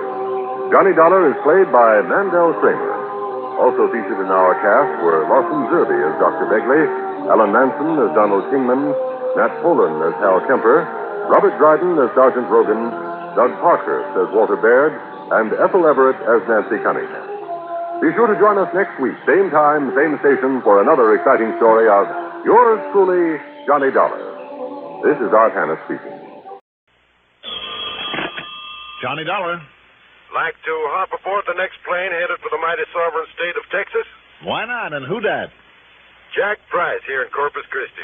Oh, hiya, Jackson. How about it? Well, you know, I like that town of yours, Jack. I always have. But unless your company plans to pay the freight, forget it. I can't afford it. Now, you don't think for 1 minute I'd be inviting a character like you down here on just a social call? Why not? I'm a very sociable fella. Oh, sure. Especially when you're on expense account. Naturally. Or when your investigation saves us a lot of money and you can pick up a nice commission for it. Sure. But this time, pal, there's no way you can save us anything. As a matter of fact, if what I suspect is true, you'll only cost us money. Now, that doesn't make much sense. Doesn't it? Well, does it? Why don't you come down here and see? On expense account. Yeah, on expense account. But no extras. Bare minimum expense account. Right. No chance of a commission.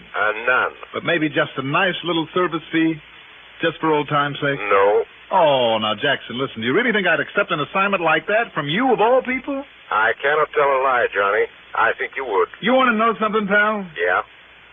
You're right.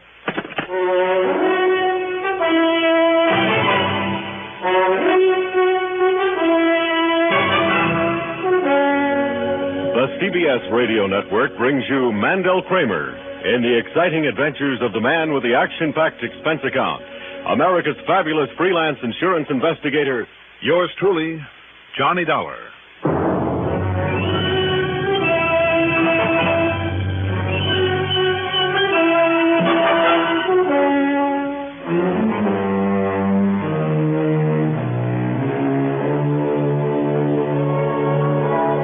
Expense account submitted by Special Investigator Johnny Dollar to Tri-Western Life Insurance Company, Corpus Christi office. Following is an account of expenses incurred during my investigation of the Ike and Mike matter.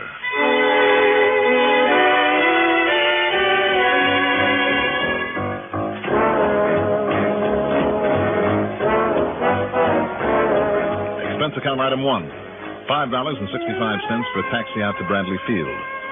As for item 2, well, in spite of this demand for economy, I'm sure the company treasurer won't object to my not thumbing my way to Corpus Christi. So item 2 is $122.23 for a plane ticket. But to make up for it, after I got there, instead of a taxi, I took the airport limousine to the Robert Driscoll Hotel. That's item 3, $1.35. There I got myself a room, not a suite, mind you, and unpacked my bags. Yeah, who is it?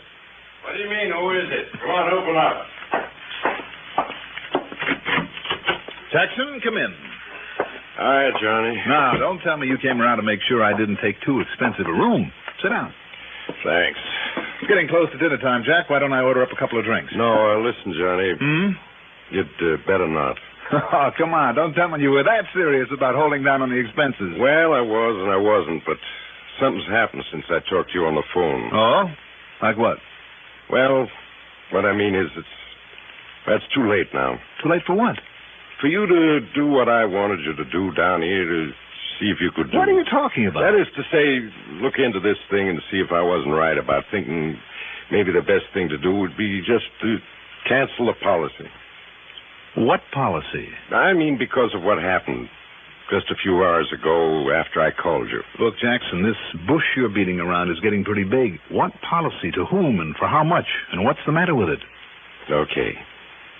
Straight life, Johnny.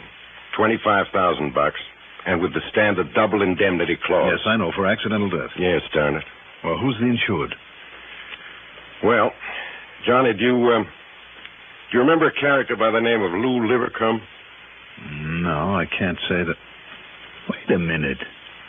Little Louis Livercombe, that slippery old stock promoter I chased all over the country a couple of years ago? Yes. And finally caught up with only to have a fast-talking mouthpiece get him off scot-free? The same. Oh, Jackson, don't tell me you issued a policy to a crook like Little Louis. No, I didn't. At least give me credit for some sense. But one of the boys in the office, a new kid, sold this policy to a Mr. Isaac Prellinger, better known around the local pool halls as Smarty Ike. And that nickname is a pretty good description of him. No visible means of support, just a smart, fast-talking bum recently in from San Antone. $25,000 policy, Yeah. When I found out about it, I didn't like it, but, well, I let it go through. Then, this morning, in a routine checkup, I found out who we named as beneficiary. Livercombe? Livercombe. No kidding. No kidding. And when the wheels began to turn in this so-called brain of mine, I mean, the fact that Ike bought a policy that big, though he apparently didn't have much dough. So maybe Livercombe put up the money for it on condition that he be named beneficiary with the idea of having him knocked off. Yes. And it wouldn't be the first time a crook like Louis tried to caper like that. But until I could be sure it's the same Livercombe, and the address we have for him is out in Eugene, Oregon. Oregon? Yeah. Boy, then he did clear out of where he'd been working when I caught up with him. Well, anyhow, that's why I called you. I figured if it is the same Livercombe, if you could find some evidence that he was paying for Ike's policy and planning to pull a fast one on us... And on Ike Prellinger. You're right. Then I'd have sufficient reason to cancel out the policy. Okay, Jackson. Let me get some dinner and a good night's sleep. No, Johnny. And I'll run out there to Oregon. Did you say no? It's too late. The dumpy little shack over on West Maple Street where he lived alone. Yeah, what about it? Just a few hours ago. Burned to the ground. Oh? And Ike Prellinger was in it. Oh. Yeah. They're sure? Firemen, authorities, they're sure it was Prellinger's body they found there in the remains of the fire? No question of it, Johnny. Who identified it, Jack? I did. And I checked against the description on his policy. Oh, well, that's a pretty complete description.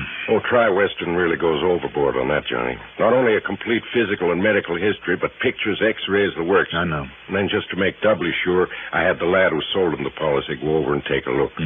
So there's no question of it. The man who died in that fire was Ike Prellinger. So now we'll have to pay off to this Louis Livercombe. Like I said, Johnny, you got here too late. Maybe. What can you do about it now? What started the fire? You remember Pete Frawley. The arson squad? Yeah, one of the best. Yeah, I know. Pete says it was accidental and typical. Ike got himself drunk, fell on the bed with a lighted cigarette. First went the mattress, then everything else, including him. And Pete is sure of that? He's already made out and signed his report. Oh, he should know. He does. Well, I think I'll talk to him anyhow. Well, by all means. And I know what you're thinking. If this beneficiary is the same Louis Livercombe... There almost has to be something fishy. Jack, how about if I rent a car and then meet you over at your office? You want me to have Pete Frawley over there? No, I'll dig him up at headquarters. But first, I'd like a look at the policy involved on this one. Okay? Okay, Johnny. Anything you say.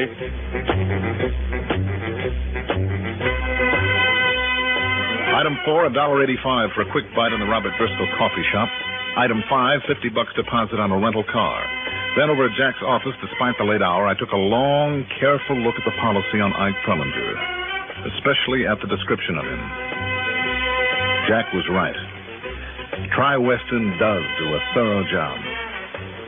Pete Frawley, the arson squad, had gone home for the night, but didn't hesitate a minute to get out of his robe and slippers, put on his shoes, and meet me at headquarters. We paid a visit to the morgue. Well, there you are, Dollar. pretty badly burned, no features left, but there's no doubt it's Ike Prellinger. Same height, weight, teeth, build, general characteristics, everything. Mm-hmm. Including fingerprints? From this? Oh, no, impossible. Oh? But, Dollar, I checked him out against the description on the insurance policy, and so did Doc Wyman, the coroner. It's about as positive an idea as we could want.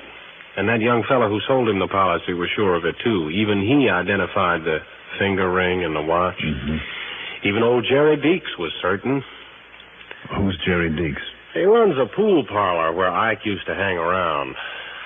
Well, you want me to fold down this sheet for a better look at him? No, don't bother. What about an autopsy, Pete? Now, you don't think I'd have made out my report before Doc Wyman did his autopsy. No, Dollar, this is Ike, all right, and there is no doubt about it. Jack Price tells me you said the fire was accidental. If you mean any signs of arson, the answer is no. There were none whatsoever. Only all the usual, typical signs of what actually happened. What do you mean, Pete? Well, a flock of empty whiskey bottles around. One of them that dropped out of his hand when he lay down on his bed, same as I've seen it 100 times. Mm-hmm. Oh, and I was even able to isolate the ashes from the cigarette he'd had in his hand that set off the mattress at the point the fire actually originated. Now, wait a minute, Pete. Yeah, what? I have reason to suspect that somebody might have wanted to kill him, to collect his insurance, and tried to use the fire as a cover-up. Yeah, I thought of that, too. But Doc Wyman found absolutely no sign of injury nor any poison in his system. What's more, Dollar, he wasn't killed before the fire because there were signs of smoke in the lungs. And I mean plenty. Of course, Pete, Yeah? What is it, Dollar? Well, I mean, if somebody smothered him, with a pillow or something, that would leave no marks. Before the fire? Yeah. Well, did you miss my point? Then there wouldn't have been smoke in the lungs. Now, wait a minute. He would have passed out before he stopped breathing entirely, wouldn't he? Yeah, possibly. In other words, a killer could have smothered him just enough to make him unconscious, then started the fire, let him get his lungs full, and, well, then the fire would have finished the job. Aren't you reaching a little bit, Dollar? Maybe so, maybe no. Well, I mean, unless you can somehow turn up some evidence that he was murdered. No, it's just a hunch, but a potent one. Well, I know that neither Doc Wyman nor I could find anything to indicate it, and believe me, Dollar, I tried. I mean, I have just as suspicious a mind as you have. Okay, Pete. So, you want to look at the autopsy report? I'm sure Doc wouldn't mind. You want me to ask him? No, don't bother. But why? Well, I mean, why this powerful hunch?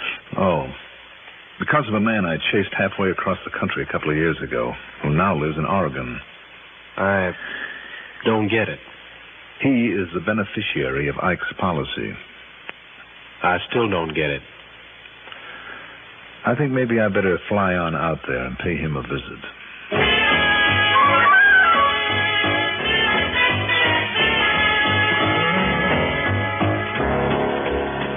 First, though, I drove around to Jerry Deeks' pool room. Just why, I'm not sure now that I stopped to think about it. But you know something? It was Jerry Deeks who convinced me beyond the shadow of a doubt that my hunch was right. 100%.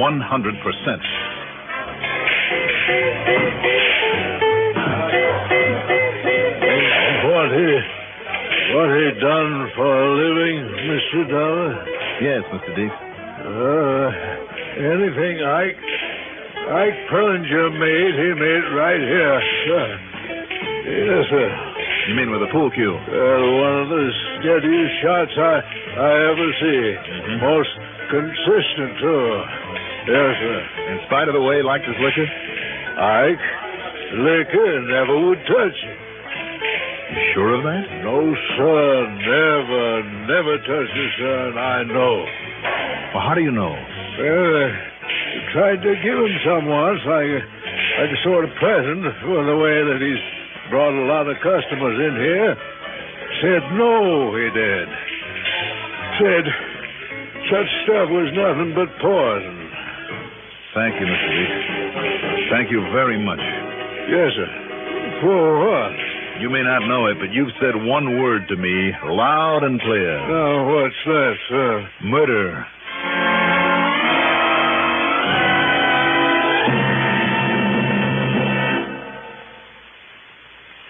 It's a welcome change sometimes to have neighbors drop in unexpectedly for a visit. Weekdays here on the CBS Radio Network, we have a group of friendly folks who like to drop in on you, cheer your day along, and never once get in the way. They're Arthur Godfrey, Art Linkletter, Gary Moore, Bing Crosby, and Rosemary Clooney, CBS Radio's daytime stars. Every weekday, they furnish fun and frolic mixed with music at this lilting location on your radio dial. Tune in the daytime stars. They're good company.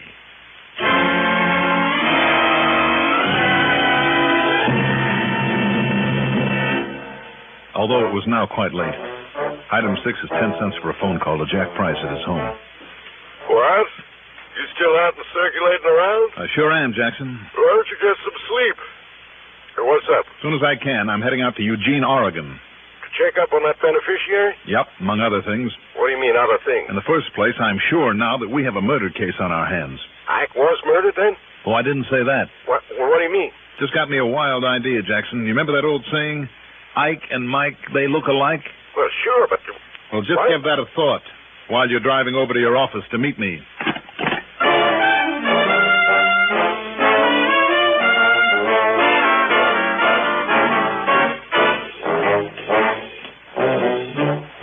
Minutes later, in Jack's office, I took another look at Ike Pellinger's policy. I also went over the original application for it, and particularly the medical report and the x-rays.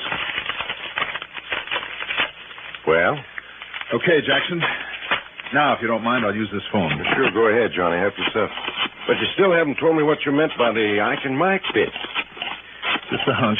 But if it's a right one, there's a lot more to this case than meets the eye. Well, like what, for instance? Like the possibility, for instance. Hello? Hello? Johnny Dollar, Pete. Oh, what? Don't tell me you got on out there to Oregon already. No, but listen, I'll call you from there sometime in the morning. In the meantime... And you still think it was murder, huh? Now I'm sure of it. You found some bottles in the remains of that fire, and that made you think Ike had got drunk and made that typical mistake of setting off his mattress with a lighted cigarette. Well, I still think that's what happened. In spite of the fact he never touched the stuff? Yes, sir, in spite of the... What did you say? You heard me. Listen, I've just looked over the x-rays on Ike Pellinger. First thing in the morning, at the crack of dawn, get your Doc Wyman to do a further autopsy on that stiff. A further? Yes. Have him look for marks from an old fracture of the first metatarsal on the right foot. Oh, why? If he doesn't find any, then you get busy and phone a complete description of Ike to the Missing Persons Bureau up in San Antonio. That's where Ike lived one time before he came here. You think they might be looking for him? For him? No. Then I don't get it. But if that description ties in with somebody who is missing from up there... listen, Pete. Yeah? If it doesn't, then you'll have to try every other town in Texas if necessary until somebody does recognize that description. And if the name turns out to be Mike somebody or other... I still don't get it. Just do it, Pete. Call Missing Persons Bureau until you get a positive reaction to that description. I'll phone you tomorrow from Eugene, Oregon. All right, now, Jack, I got to get me on out to the airport and see what kind of connections I can make.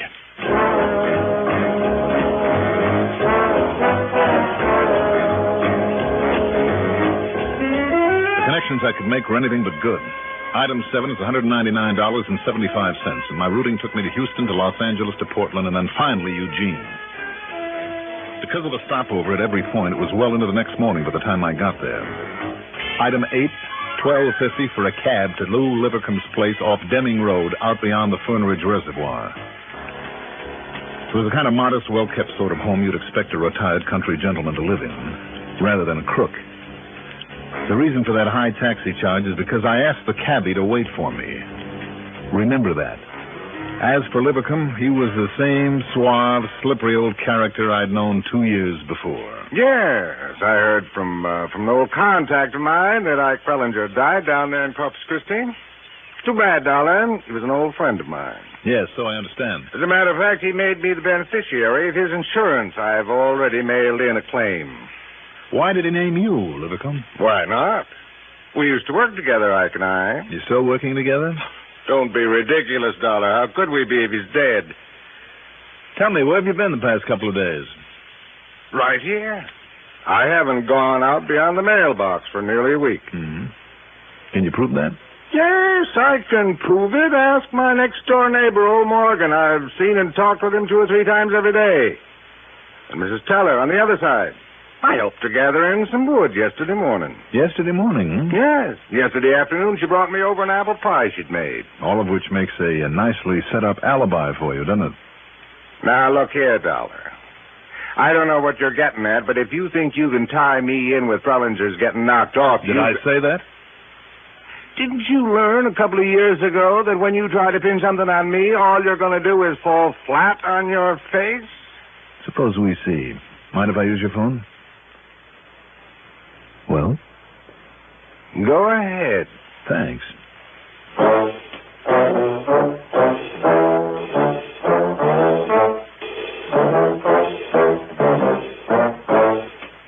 The call was to Pete Frawley at police headquarters back in Corpus Christi. And the result of Dr. Wyman's further autopsy and Pete's call to San Antonio? Dollar, I don't know how you do it. Yeah, Pete.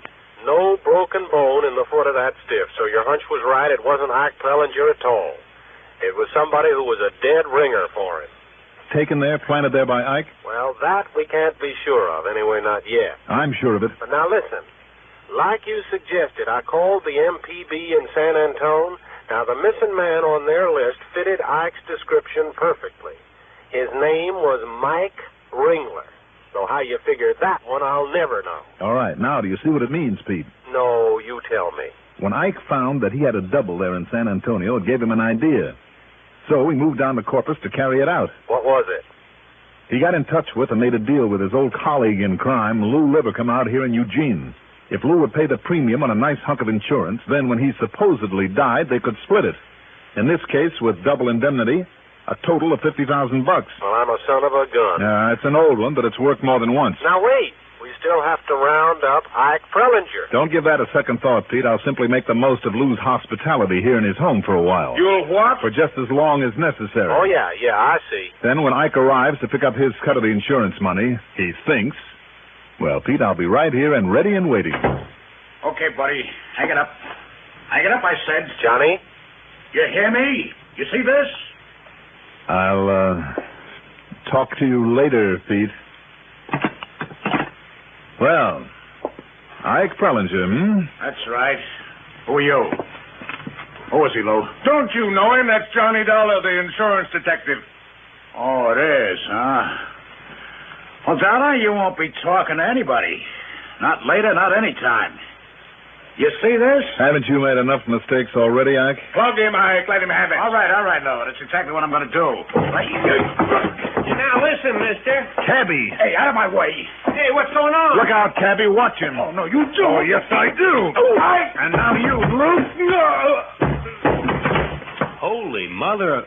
Wow. Thanks, Cabby, for barging in the door that way and throwing him off balance. Wowee. What you done to him? Say, what goes, anyhow? Plenty. I'll tell you all about it while we drive these babies into police headquarters.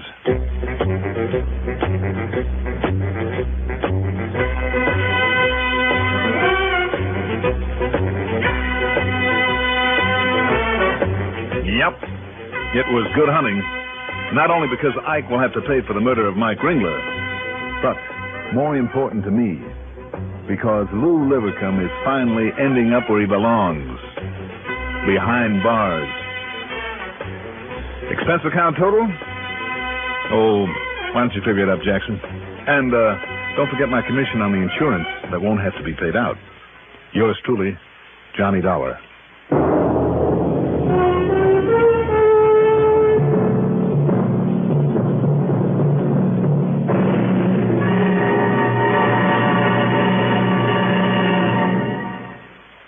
And now here is our star to tell you about next week's story. Next week, only the shadow of a doubt locks up the case for me. Join us, won't you? Yours truly, Johnny Dollar.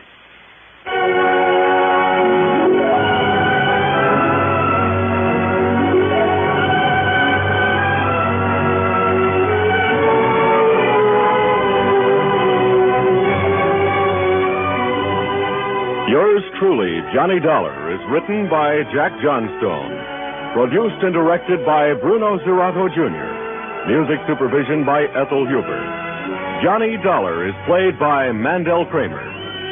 Also featured in our cast were William Redfield as Pete Frawley, Maurice Tarplin as Jack Price, Reynold Osborne as Louis Livercombe, Lawson Zerby as Deeks, Ralph Bell as Ike Prellinger, and Bill Lipton as the cab driver. Be sure to join us next week, same time, same station, for another exciting story of yours truly, Johnny Dollar. This is Bill Gillian speaking. If someone you know has had an accident or an operation, the chances are he was given blood or blood plasma to prevent shock or to replace lost blood. Or perhaps one of your children came down with the measles and was given a shot of gamma globulin. That required blood for its manufacture. Whenever emergency arises in accidents, operations, or disasters, blood is urgently needed. And there's no time to get it after the emergency arises.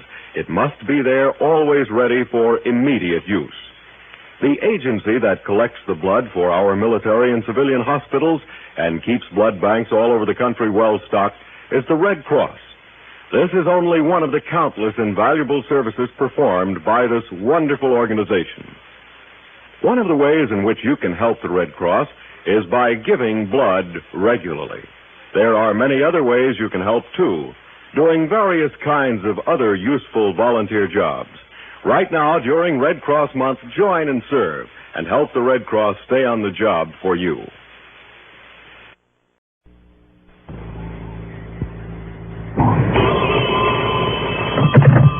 Johnny Dollar. Jack Price. Well, how come, Jackson? What do you mean? Things getting slow down there in Corpus Christi? I haven't heard from you in nearly a month. Well, that makes you mad? Sure it does, because you're one of the few insurance agents in this country who's sucker enough to file a nice extra fee on top of my expense account whenever I handle a case for it. Oh, I am, huh? Sure, and I love you dearly for it. Not this time, Johnny. Oh? Why not? Well, brother, you don't need any extra fees. And speaking of Oh, brother... now, Jackson, you touched me to the quick. Speaking of brother, Johnny... Yes? Doug Johnstone. Doug Johnstone? Kid brother of the man who writes up those cases you handle for CBS Radio. Oh, sure. What about him? Well, it seems he has a little problem.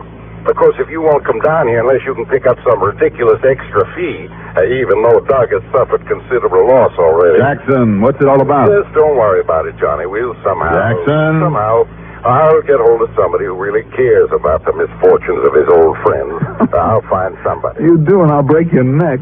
And my faith in human nature is restored. What's the problem? I'll be waiting for you at the airport. Jackson! Now, according to this timetable on my desk, you can pull in here about noon. Hey, I asked a question. See you later, Johnny. Look, I said what's... Hello. Hello. Oh, okay, Stinky. I'll be there.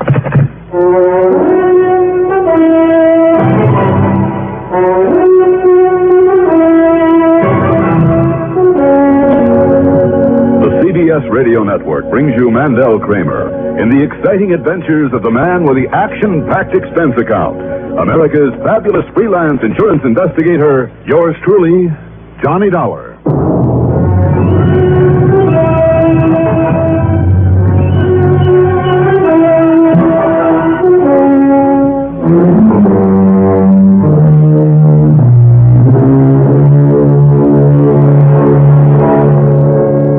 Account submitted by Special Investigator Johnny Dollar to the Tri-Western Life Insurance Company Corpus Christi office. Following is an account of expenses incurred during my investigation of the Skidmore matter.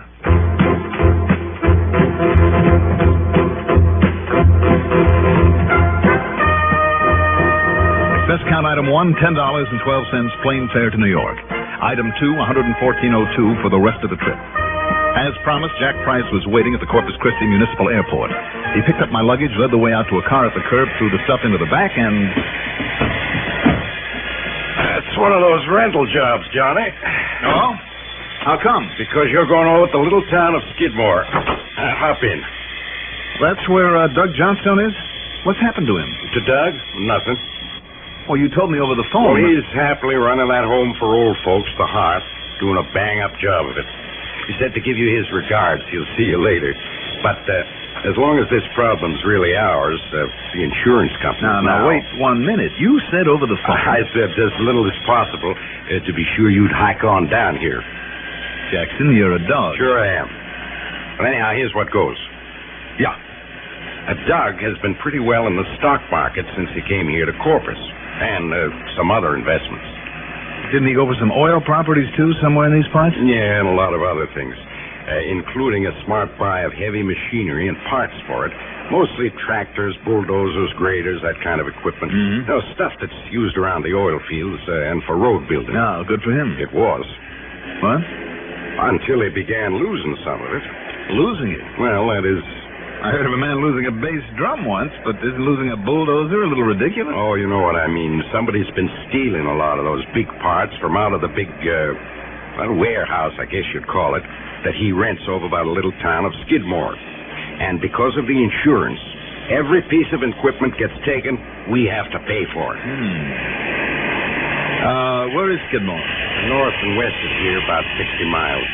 There's a map with the route marked out for you there on the seat. So if you want to hire yourself over to Skidmore... Jackson? Yeah? Well, tell me, hasn't Doug some kind of a guard or a watchman, looking over the stuff? He has now. What about the police? Have you any idea how big a place Skidmore is? Or I should say, isn't? No. Just follow the route on this map, and you can't miss it. Okay. And the old watchman will be glad to help, I'm sure. What's his name, by the way? Joe Hernandez. All right, Jackson. I'll be in touch.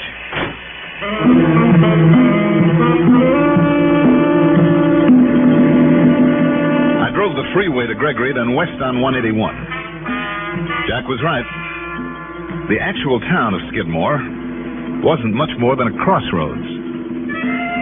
South of it, on the road to Tynan, I found the sprawling warehouse that he mentioned. As I pulled up in front of it, the door of a nearby tool shed opened quickly, and out came a man about, maybe 4 feet 10, I'd say, and perhaps 100 pounds, wringing wet. His deeply wrinkled face as brown as a proverbial berry. Atop it was an oversized, beat-up old sombrero. Then as I started toward him, from somewhere under his ragged shirt, he pulled out the biggest old-fashioned six-gun that I had seen in years. You do not come any closer, senor. I guess not, if you're going to wave that thing in my face. Who are you?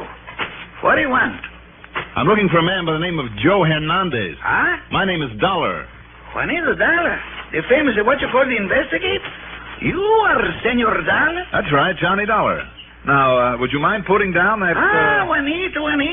Senor Price from the insurance, he say he would come. Permit me to introduce myself. I am Jose Elguera de Santiago, McPherson, Julio Hernandez. At the service, senor. Would you like to start that over again? Jose Elguera de Santiago, McPherson, Julio Hernandez. Oh, did I hear a McPherson thrown in there somewhere along the line? See? He's the most very honorable name of mine, most very honorable, what you call ancestor. Oh, I'm sure he was. Oh, see, but there was no need for you to come here, senor. No? With me, Jose Elguera de Santiago, McPherson, Julio Hernandez on the job. Senor Johnson will lose no more of his fine equipment. This I personally, I guarantee. Oh, you do? 24 hours a day. I am here now, and with this, my 45 pistola, nobody would dare to challenge me, not me, Jose Elguera. Yes, Julio Hernandez, yes. Well, So you may leave now, senor, with the most very peace of mind. I bid you adios. Now, just wait a minute, Jose. See?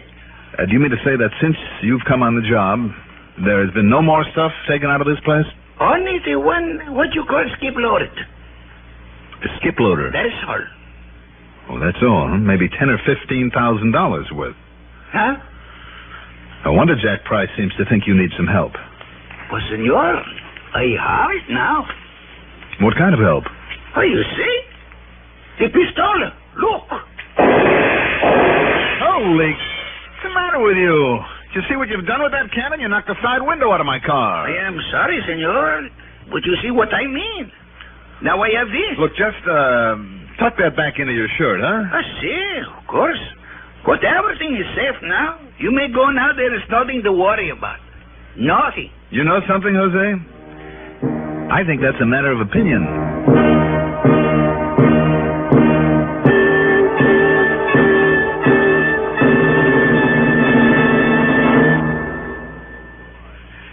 Can you provide skilled assistance on a farm cooperative? Teach reading and writing to people who want to learn? assist in industry management, or nurse the sick. These are a few of the many jobs open to members of the Peace Corps. Dozens more countries in Asia, Africa, and Latin America are asking for help from the Peace Corps. To find out if you can qualify for this exciting work, write to Peace Corps, Washington 25, D.C.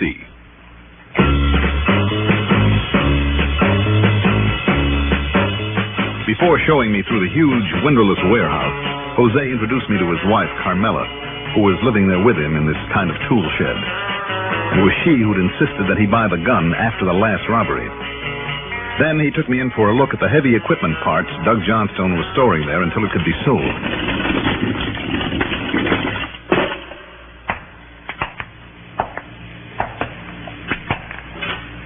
Can't you wait, senor, while I turn on the light?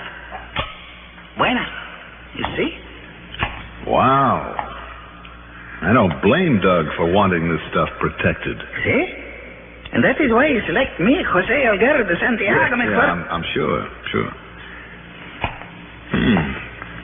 Not only tractors, graders, bulldozers, power shovels, skip loaders. Enough spare parts here to sink a ship. See, and I, Jose Alguero Must de be Santiago. a couple of $100,000 worth. And like I say, that is the reason Senor Johnson has select me, Jose Alguero de Santiago. Yes, okay. All right, Jose. Now, tell me, when did you say the last robbery was? The night before last, right after the day of the wedding, senor. What wedding? Fernando Ignacio Porfirio Ortiz.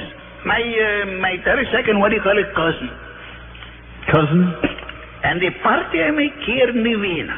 Oh, the Vina. Ah, Senor Dollar, Juanita, you should have been here. Ah, so that's it. Huh? By the time you and your wife got to bed that night, Jose, you were boiled to the ears.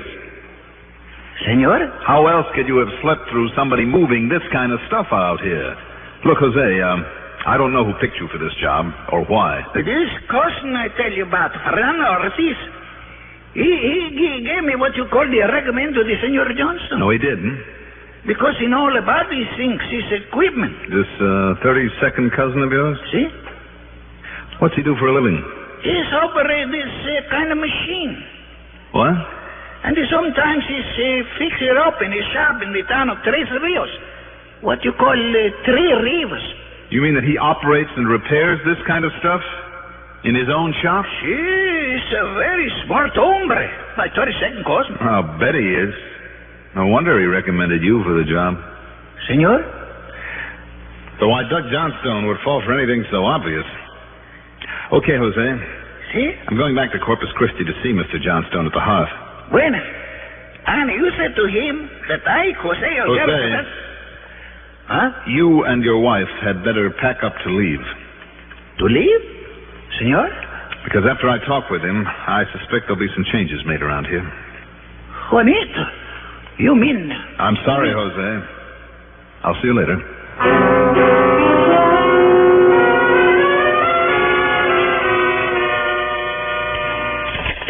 Sorry that I couldn't meet you at the airport, Johnny, but this really has me tied down here. I know, Doug. It's perfectly all right. What isn't all right, though, is the guard you have at that building over at Skidmore. I know. Tell me, didn't you smell a rat when this 32nd cousin recommended him, if there is such a thing? Cousin? Yes, this Ortiz. Well, I didn't know they were related, even that distantly. Point is, Johnny, that I just found out that Ortiz owns a piece of a repair business for road building machines and the like. Well, sure he does. All I'd known about him before was, well, he did some odd jobs around here, mostly earth moving.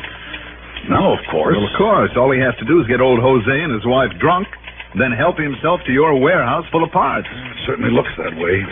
And this Ortiz is a sort of sharp sort of character. Have you called in the police? No, because meantime Jack Price promised to get you down here, and, well, I figured you'd handle it. Yeah, well, I'll try. The first thing, of course, will be to replace old Jose. Do you think he's wise to this caper? No. He's such a sweet old man. No, I don't think he's wise, but that's beside the point. Yeah, I know. The main thing now is to get somebody smart out there before this Ortiz can hit you again. Well, I'm sure he won't tonight. Why? Because he's coming in here to see me. Oh? What about? I don't know. Probably looking for some more odd jobs. I told him I don't need him again, but he's coming anyway. Do you mind if I'm among those present? Oh, might be a good idea. You can look him over. He's due at 8:30. Good. I'll be here. Purely on a hunch, I drove on over to Skidmore again just to make sure that old Jose was on his toes and would stay that way. Have no fear, senor. As long as Jose Elguera de Santiago McPherson. Then I drove on back to town, checked in at the Robert Driscoll, unpacked my bags, changed, and ran up item 3, $5.80, for one big, delicious dinner. By then it was time to meet Doug, and more important, Fernando Ortiz. Sharp character is right. In spite of his working clothes, and regardless of how good a job he might have done for Doug and the rest home, I just didn't like him. No, I'm sorry, Ortiz. There just isn't a thing we need you for at the moment. But, Mr. Johnstone... Not a single thing. Now, if you don't mind... But if something does come up that I can do for you, will you call me? Sure. As I told you nearly an hour ago when you first got here. But now my wife is waiting for Mr. Dollar and... Oh, of course. I am sorry to hold you up this way. But just one more thing. Ortiz. If you decide to level off the recreation area... Some other time, Ortiz. Very well, whatever you say. Mr. Dollar, it has been nice to meet you. Thank you. Good night. Good night. Good night.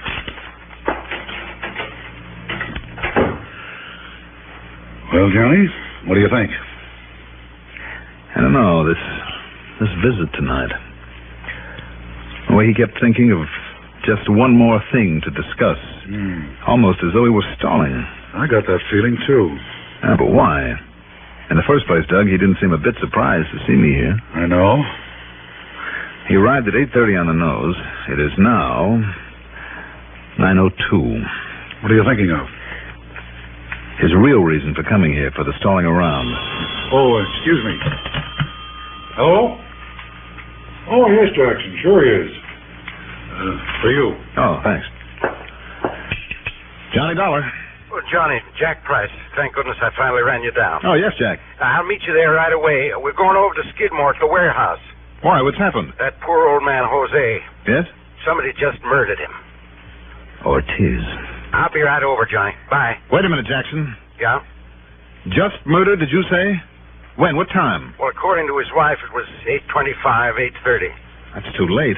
Well, what? That's when he was here with us. Well, Jose? No, Ortiz. Ortiz? What do you mean? I mean that he couldn't have. Johnny... Doggone it, I think he did. Will you make some sense? Come on over, Jackson. We'll be waiting for you.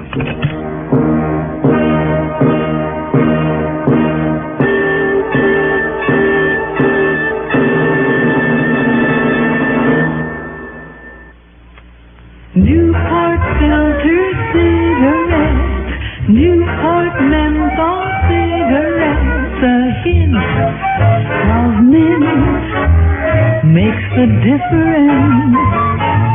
So fresh that you know the difference.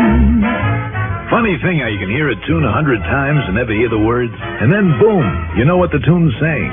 It's like that with Newport filter cigarettes.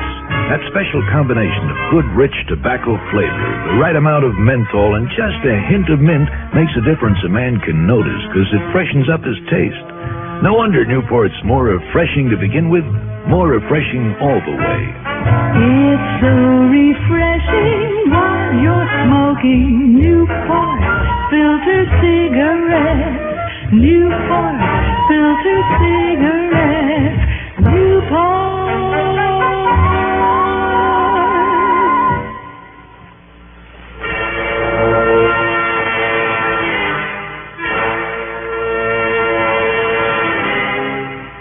The warehouse over near Skidmore was crawling with state police. Fortunately, Sergeant Billy Roscoe, an old friend of mine, was in charge. Now, Johnny, Mr. Johnstone, Mr. Price, see here? Whoever plugged him with that old gun of his got him real close up. Because he used Jose's clothing to muffle the sound. Yeah, I see. Yeah, sure. Tell me, are there any prints on the gun? All wiped off. Jose's wife, Carmela, she see anybody around? Only you, and then later some cousin Fernando. Ortiz. Yeah, that was it. Where is she, Roscoe? Asleep? Asleep? Sure, she was in bad shape. The doc gave her a sedative. Oh. One of my boys who understands Mexican got the whole story from her. Oh? Yeah, this Ortiz talked with the old man a while and tried to give him a couple of jugs of wine. But Jose wouldn't have it, chased him away. What time was that, do you know? Around 5 o'clock, she said, just before supper. But now about this Ortiz. Tell me just what happened, Roscoe. Well, when they had supper, then the old man said he was going to the house. He was a watchman. Yes, I know. And after a while, she got a phone call from Ortiz. What time was that? Exactly 8:25. You're sure of that time? Oh, only because he asked her the time. And that clock of hers in the shack is right. You happen to know what he said to her? Said to get Jose to the phone. She told him Jose was out around the warehouse, but she'd come out and get him. 8:25. Yeah, so she came on over here to the big sliding door, the one Mr. Price is looking at. Jose always came in by it. Yeah. And she started pushing it open. Bang, she heard the shot. Well, then, Johnny. Yes, Doug? It couldn't have been Ortiz. Well, why, Mr. Johnstone? Well, because he met us at my office in Corpus at exactly 8:30. He couldn't possibly have been over here only 5 minutes before. Yeah. Looks as though we were wrong about him. Well, you suspected Ortiz of this, Johnny? Or else he's a lot smarter than we think. Anyway, what happened then, Roscoe? She came in and found the body, and put in the call to us. No sign of anyone else in here? Well, of course, the man could have hidden away in all his junk. Yeah. Listen, if he was heisting these machine parts, if he knew that Jose had been talking to me, that I might get on his trail... Well, sure, he'd have reason to kill off Jose. Yeah, but he couldn't, Sergeant, because he was in Corpus at 8:30 with us. Now, where was he when Jose was killed? Well, like I said, on the telephone. He must have been in Corpus waiting for Jose to get on this end. Was he still on the phone when she got back to call you fellows? Well, now, I don't know. No, I'm betting he wasn't. If he talked to Jose after I was here, he knew I told Jose to keep an eye on this place tonight, to be here inside this warehouse. Okay. Then why did he make that call? Well, I'm sure that I don't know. So that she would come out here and find the body? At about the time he'd be walking into Doug's office? No, wait, Johnny. You sound as though he's the only possible killer. I think he is. Suppose he'd killed him earlier. Oh, Carmela heard the shot, a great big bang as she touched the sliding door. Even so, Wait a minute. You can't lick it, Johnny. Did you say a great big bang? Yeah, like it was just inside of the door. But look, his body's over here. And the way that gun was shoved into his clothing, it should have been it should only have been kind of a muffled sort of a thud. Well, now, say, you're right. That shot must have been here at the door, Johnny. What's that, Jackson? Look, this funny mark on the door, kind of burned. Yes. And the smell, you smell it? Like iodine. Yes. Yes, you're right. What is it, Johnny? The answer, Doug. I'm sure of it. The answer to what? How Ortiz killed him. Sometime after I left, as soon as Jose came out here to this warehouse, Ortiz killed him and then went to keep the date with you, Doug. Yeah, with the shot at 8:30. Sounded like a shot. It would to an untrained ear. And she set it off when she pushed against this door about the same time that he walked into your office, Doug, for an alibi. I don't get it, Johnny. A crazy kid caper. High school chemistry class. What? Do you remember, Doug? Like making stink bombs, carbon disulfide, but this one was the best one of all. Wait now. Nitrogen iodide. You remember you made a kind of a soup real carefully out of iodine crystals and ammonium something? Of course I remember. Sure, then we'd filter it then, get a sort of a paste out of it and spread it around. Sure, on the door hinges, on the seat hinges in the assembly hall, under a book on somebody's desk, and we'd let it dry. And when it was disturbed, even the least little bit, the stuff went off with a bang. Yeah, and the girls all squealed, and we boys had a ball. But in this case, Ortiz's alibi. If, that is. Roscoe, you want to scrape off some of that and have a lab man see if it's the residue of nitrogen iodide? Well, I sure do. That's really all there is to the case. It was nitrogen iodide, all right. And a rundown on Fernando Ortiz brought out the fact that he'd been quite a prankster in his high school days. But you know what gave me a big surprise? The way that he made a full confession after I told him exactly how he'd set up his alibi. Expense account total? $276.28. Yours truly, Johnny Dollar.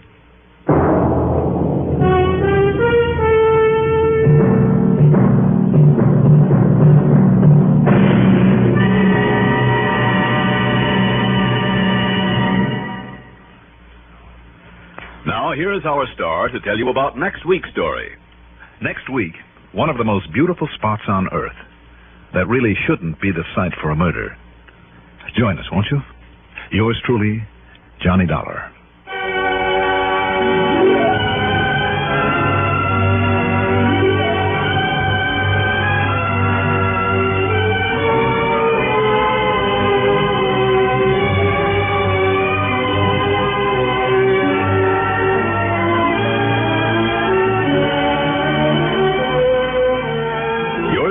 Johnny Dollar is written by Jack Johnstone, produced and directed by Bruno Zerato Jr., music supervision by Ethel Huber, sound patterns by Joseph Cabibbo. Johnny Dollar is played by Mandel Kramer. Featured in our cast were Santos Ortega as Jose Hernandez, Maurice Tarplin as Jack Price, Richard Keith as Doug Johnstone, Ralph Camargo as Ortiz, and also heard were Bill Lipton and Sam Raskin. Be sure to join us next week, same time, same station, for another exciting story of yours truly, Johnny Dollar. This is Gaylord Avery.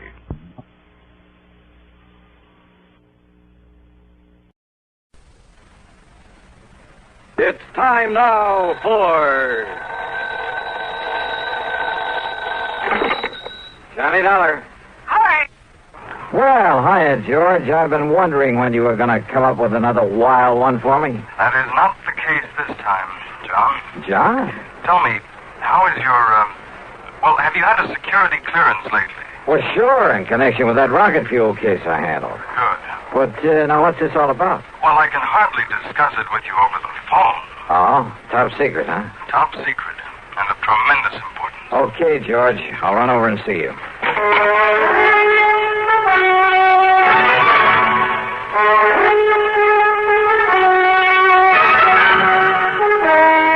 CBS Radio brings you Bob Bailey in the exciting adventures of the man with the action-packed expense account, America's fabulous freelance insurance investigator. Yours truly, Johnny Dollar.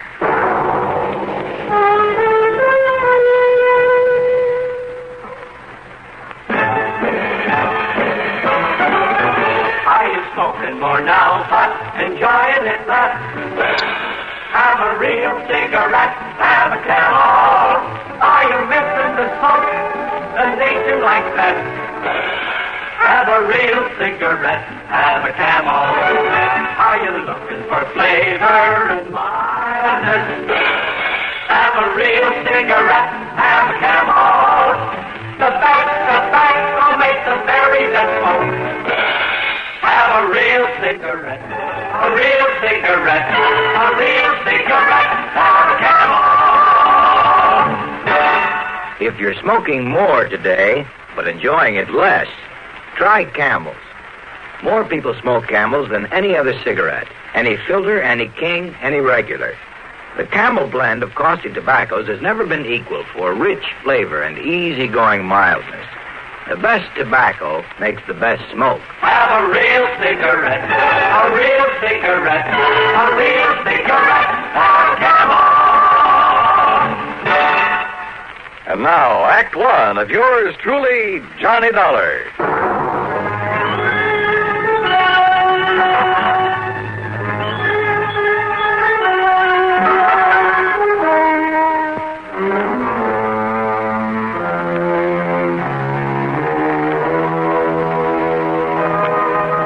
Expense account submitted by Special Investigator Johnny Dollar to Floyd's of England, North American Office, Hartford, Connecticut. Following is an account of expenses incurred during my investigation of the missing missile matter.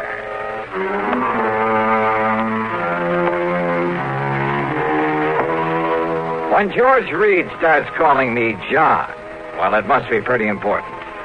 So expense account item one, $1.25 for a taxi over to the square on the office of Floyd's of England. We'll use this rather isolated office in the back so as not to be disturbed. Yeah, okay. Or overheard. Now, if I seem to be somewhat vague about this whole thing, I assure you it's only because of my own rather limited knowledge of... Well, sit down, John. Oh, yeah, sure. Well, you can hardly expect me to investigate something unless I know what it's all about. Well, John, out on the West Coast... Oh, come off this John stuff, will you? I'm sorry, Johnny. But now listen. Yeah, shoot. Out near Los Angeles, in North Hollywood to be exact, is a small plant that operates as the Smithwick Paint Remover Company. What's so all-fired mysterious about that? Not one drop of anything even faintly resembling paint remover has ever been put out by them. Huh? Actually, that name is only a blind, a cover-up. Yeah? For what? An outfit that might better be called the Smithwick Missile Development Company. Government stuff, huh? Johnny, they have no official connection with our government whatsoever. But unofficially? That's the sort of question we never ask. So far as anyone knows, our government simply doesn't recognize them, gives them no support, financial or otherwise. So far as anyone knows. Which means they receive no protection from Uncle Sam either. So Floyd's of England writes the insurance? Precisely. Under orders from our top brass. Well, what's happened out there? What's the trouble? Johnny, it appears from what Smithwick told me on the phone that one of their missiles is missing. Oh, well then. What? Yes. Oh, now look, George, I heard of a guy who mislaid a bass drum once and somebody who had an elephant stolen. Johnny. Oh, one of those missiles? Oh, wait. Hey, maybe he was talking about one that got lost in outer space. But then why send for me? They have nothing whatsoever to do with the firing of those things. But don't you... A small plant out there, did you say? Yes.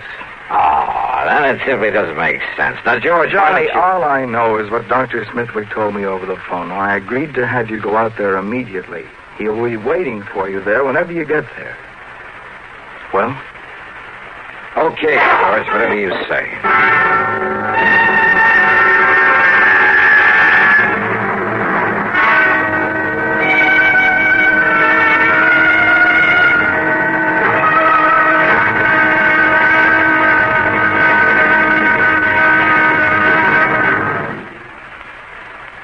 Amigo, you want to know about stereo phonographs? Listen to my last bullfight on ordinary stereo. Ole!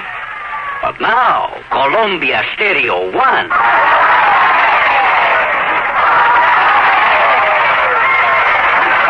There is a corrida de toros. Real lifelike, magnifica. There is such a big difference in stereo phonographs. With most, all you get is a couple of speakers shooting in different directions. But with Columbia, hombre, you get fantastic stereo projection. What it does is to send circles of sound sweeping through every inch of a room. You are surrounded with live sound, live feeling, live passion. Ole! Ole! How they cheered me.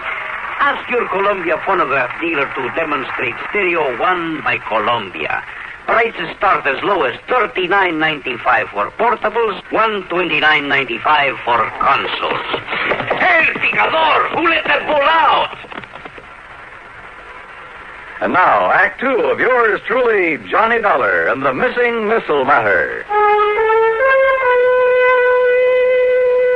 Expense account item 2, $8 for a plane to New York.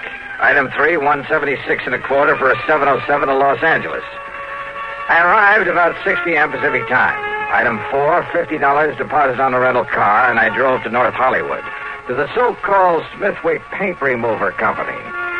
As I walked into the reception room at the front, a good-looking blonde hurriedly closed the door in back of her that led to a huge room full of desks and drawing boards, but no people. Yes, sir. Oh, my name is Dollar, Johnny Dollar, and I'm here. Johnny Dollar, the insurance investigator. My name's Gloria, Johnny. Gloria Snowden. Snowden? Will you just call me Gloria, huh? Why not? But look, I've come to see Dr. Smithwick. Oh, that's too bad, Johnny. He isn't here. Is what? Well, he left very suddenly late this morning for Washington or someplace, I guess. Oh, now that's funny. After asking He for asked me me to be to be sure and stay here until you came, and... Gee, I didn't think it was really going to be you, Johnny. He just said Mr. Dollar would be arriving.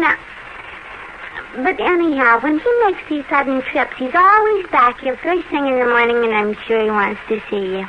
So my. Funny, though. What? What, Johnny?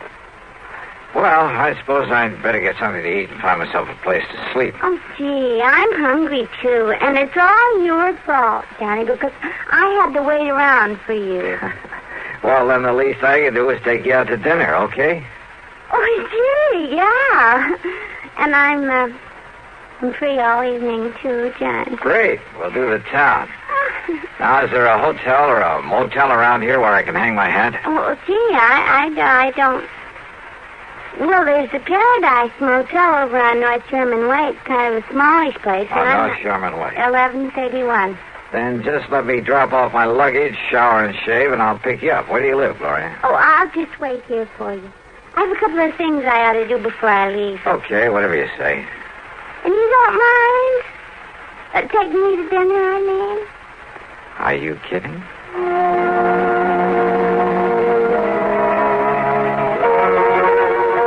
Funny. All this big emergency, all this hurry. The man who'd sent for me was off somewhere else. I should have asked for directions because it was over half an hour before I finally found the Paradise Motel. It was hardly the place I would have picked, but oh well.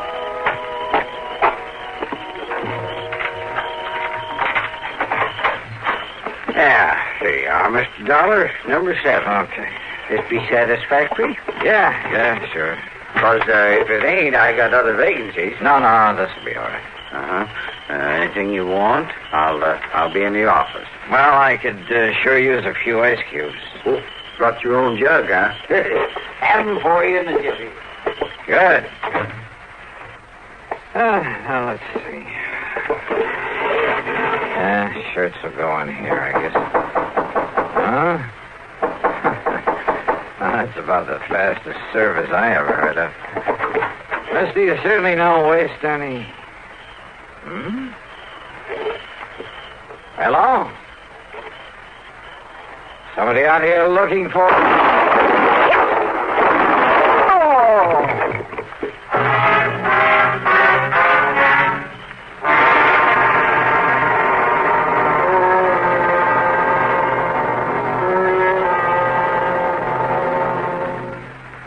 Act 3 of yours truly, Johnny Dollar, in a moment.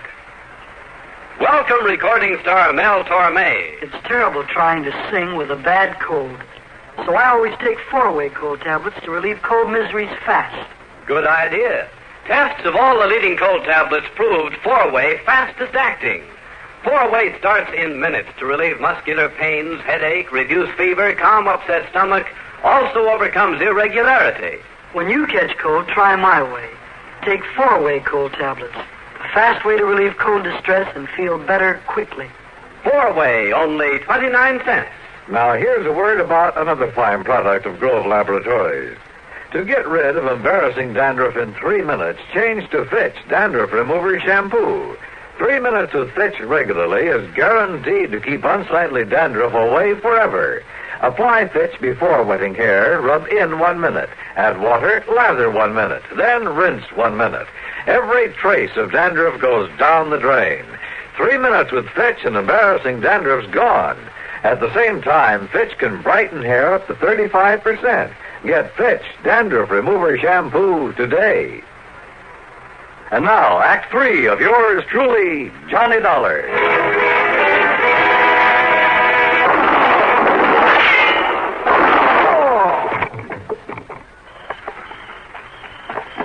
Mr. Dollar, what was that noise? Well, you been hurt? Then that was shots I heard. Mr. Dollar? Whoever fired him was a pretty lousy shot, thank heaven. Oh, then you're okay? You mean he missed you? Oh, how do you know that wasn't just a backfire you heard? Backfire? Yeah, from some passing car. Well, don't you tell me that Wait any a backfire. minute. He, did you say? Well, yeah. Well, did you see him? Get a look at him. Oh, no. I was in back at the ice machine. Well, he could have gone into the office to look up my room number. I heard the noise and that car pulling away, and I just come running. Yeah, that car must have been waiting around the other side of this motel. Now, look, mister, what'd you say your name is? Barnwell. Jed Barnwell. And, Mr. Dollar, I'm going to call the police. No, don't. Huh? Well, now, I realize you're a special investigator, some kind of... That's right. And I don't want you to call the police in on this. Not yet. But now, look... That's an order. You got the authority? Not only that, but look, I want to rent another room from you. Oh, you mean you'll pay for both of them? That's right.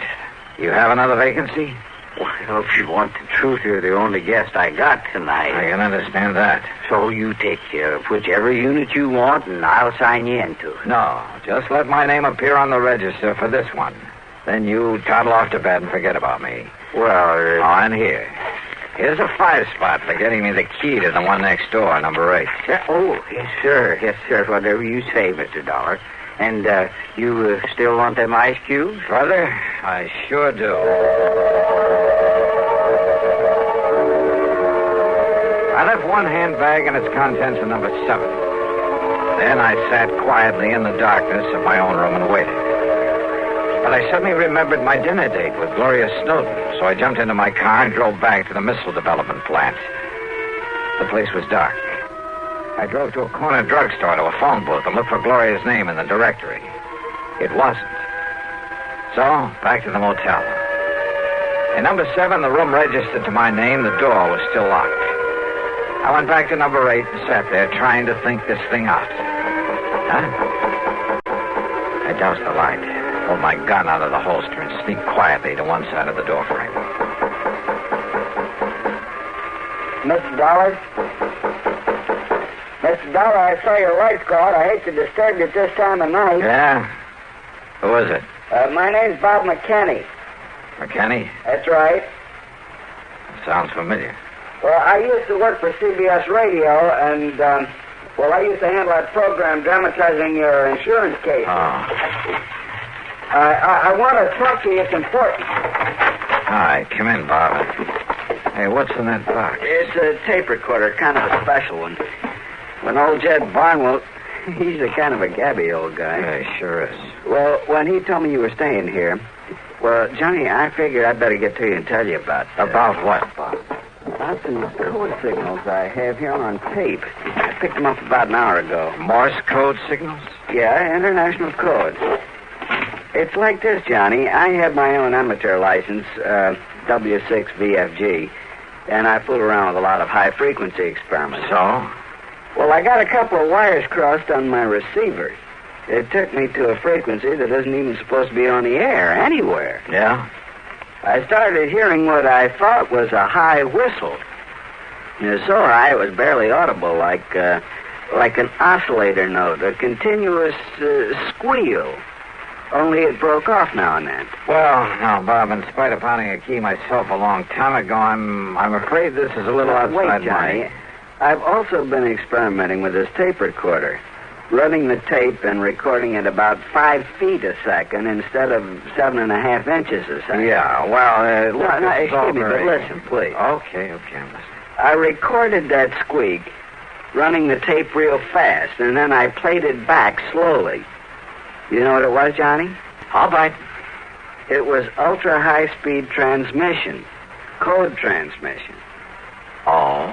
And when I played it back as slowly as I could, so I could read it, will you listen to it? I've got a variable speed on this. Can you read international code? Go ahead, Bob. Turn it on. Yeah.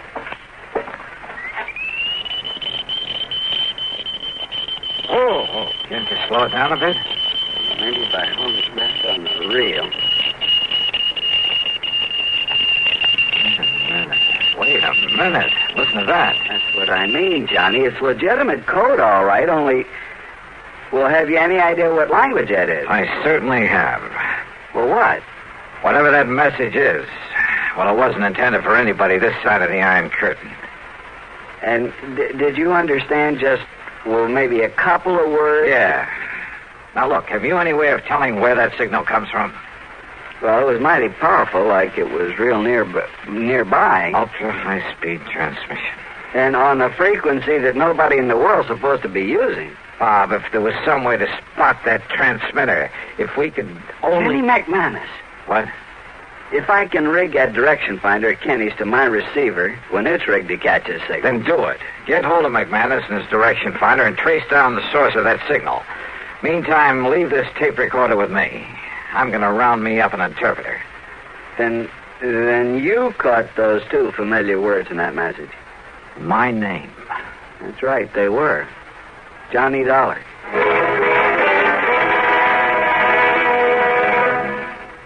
Act 4 of yours truly, Johnny Dollar, in a moment. And now here's a message from the watchmakers of Switzerland. Swiss vacation. Swiss vacation. Win a fabulous vacation for two in beautiful Switzerland. Enter the Swiss Vacation Contest. It's easy. Nothing to buy. Pick up a free entry blank at a jewelry store or other store that sells quality watches. Then in 25 words or less, complete this statement. A quality watch is the best value because there are 1,000 prizes. First prize, a 21-day vacation for two in Switzerland. You fly deluxe Swiss Air both ways. Visit many colorful places. All expenses paid for two people, plus $500 extra spending money. Second, third, and fourth prizes. 15-day Swiss vacations for two. Also, 4 mink stoles, 8 Bolex movie cameras and projectors, 12 Hermes typewriters, 160 $100 watches, 812 gala assortments of Tobler Swiss chocolates. Enter the Swiss Vacation Contest today. Free entry blanks at your jewelry store. And now, Act 4 of yours truly, Johnny Dollar.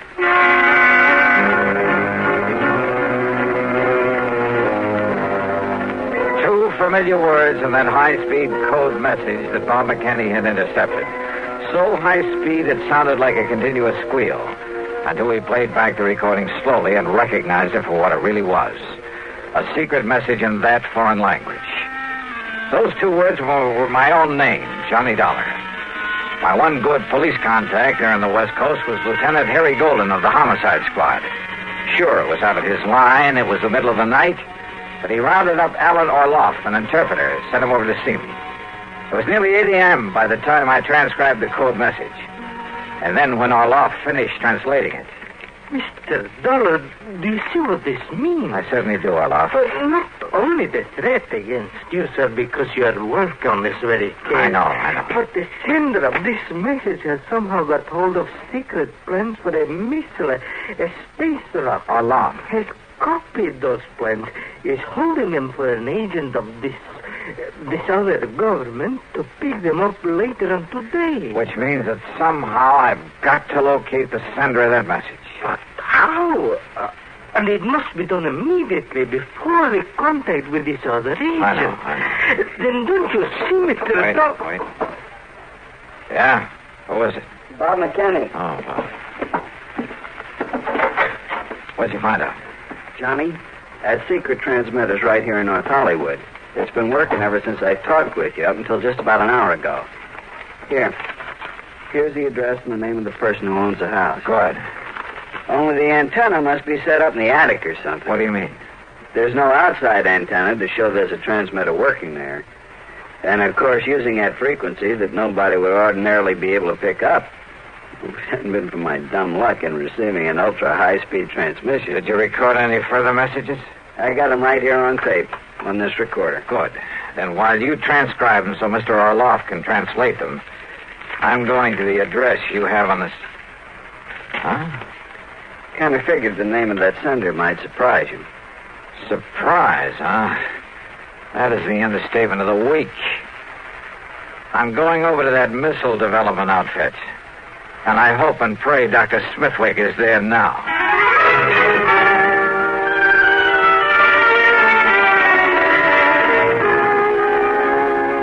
So perhaps I was wrong, Mr. Dollar. After all, I'm a scientist, not a file clerk.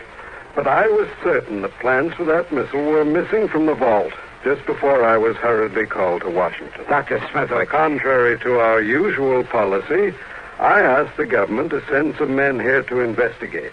They'll probably arrive here shortly. Doctor. Yet now on my return, I find the plans intact in their proper place. Oh, those plans were stolen, all right.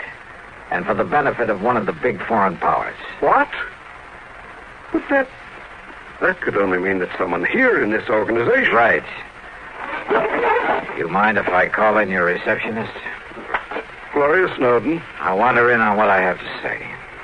You mean to say you tell that stupid little girl about this? You think I need to? Well, Dollar, it's because of her lack of intelligence that it's safe to have her about. Any bets?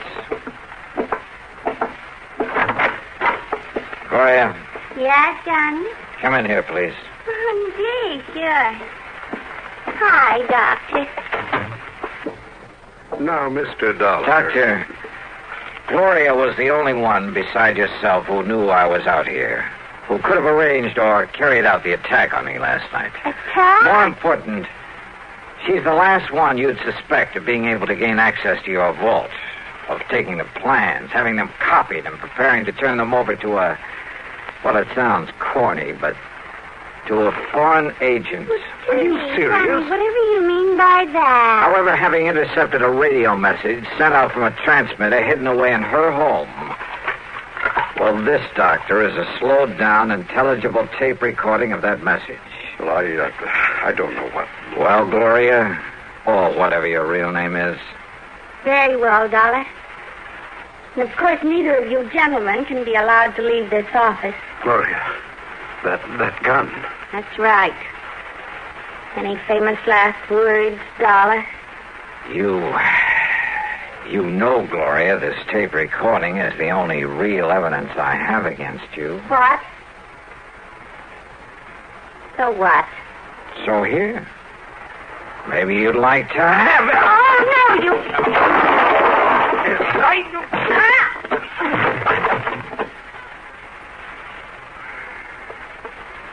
Mr. Dollar. Yeah, Doctor. And maybe those G-men you sent for will keep the date she made with her contact, the one supposed to pick up those plans from her.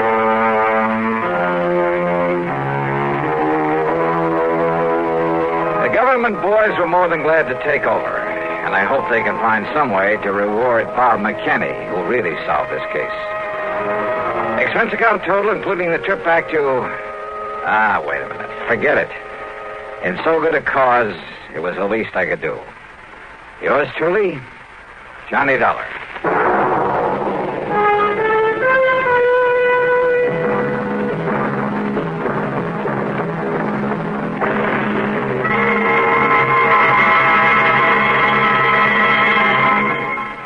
Our star will return in just a moment. Constipation is something people don't talk about much, but it can be a problem for anyone, even doctors. And when constipation occurs, it's interesting to see just what doctors consider important about a laxative they might use or recommend. Well, a majority of the doctors we heard from had this to say: a laxative should be effective, gentle, as close to natural acting as possible, and a medicine that can be used with complete confidence. Now, X-Lax has been popular with many doctors and millions of people over the years because pleasant-tasting chocolated X-Lax is effective. Overnight, it helps you toward your normal regularity. X-Lax is gentle. Next morning, it gives you the closest thing to natural action. And that's why many doctors and millions of people use X-Lax with complete confidence. X-Lax, the laxative that helps you toward your normal regularity gently, overnight. Is X-Lax in your medicine cabinet? Now, here's our star to tell you about next week's story. Next week, the most beautiful and dangerous girl I've ever known. Join us, won't you? Yours truly, Johnny Dollar.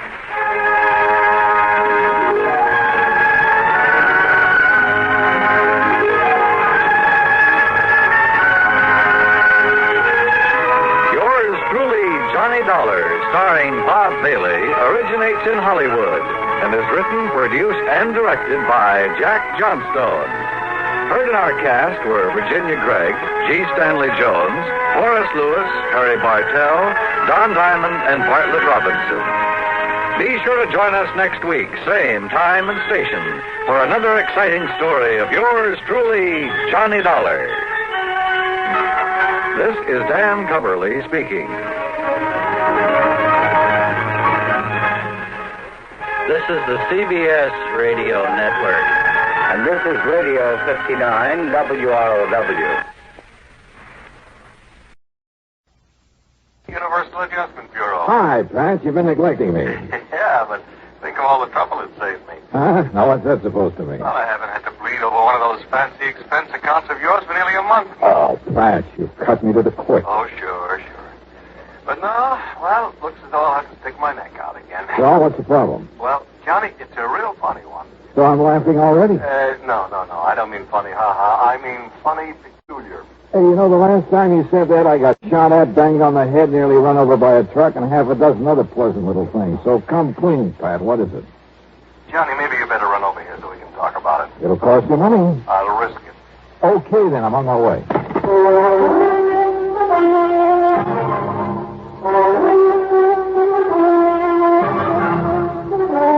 Bob Bailey in the exciting adventures of the man with the action-packed expense account. America's fabulous freelance insurance investigator. Yours truly, Johnny Dollar.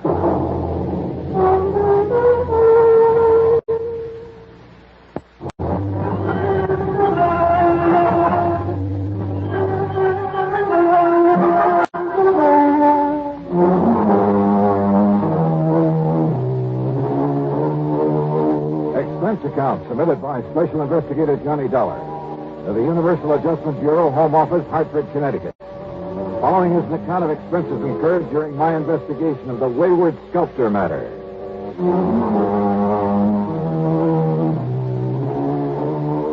Why kid about it? Pat McCracken has handed me some pretty wild cases from time to time, but they've always paid off.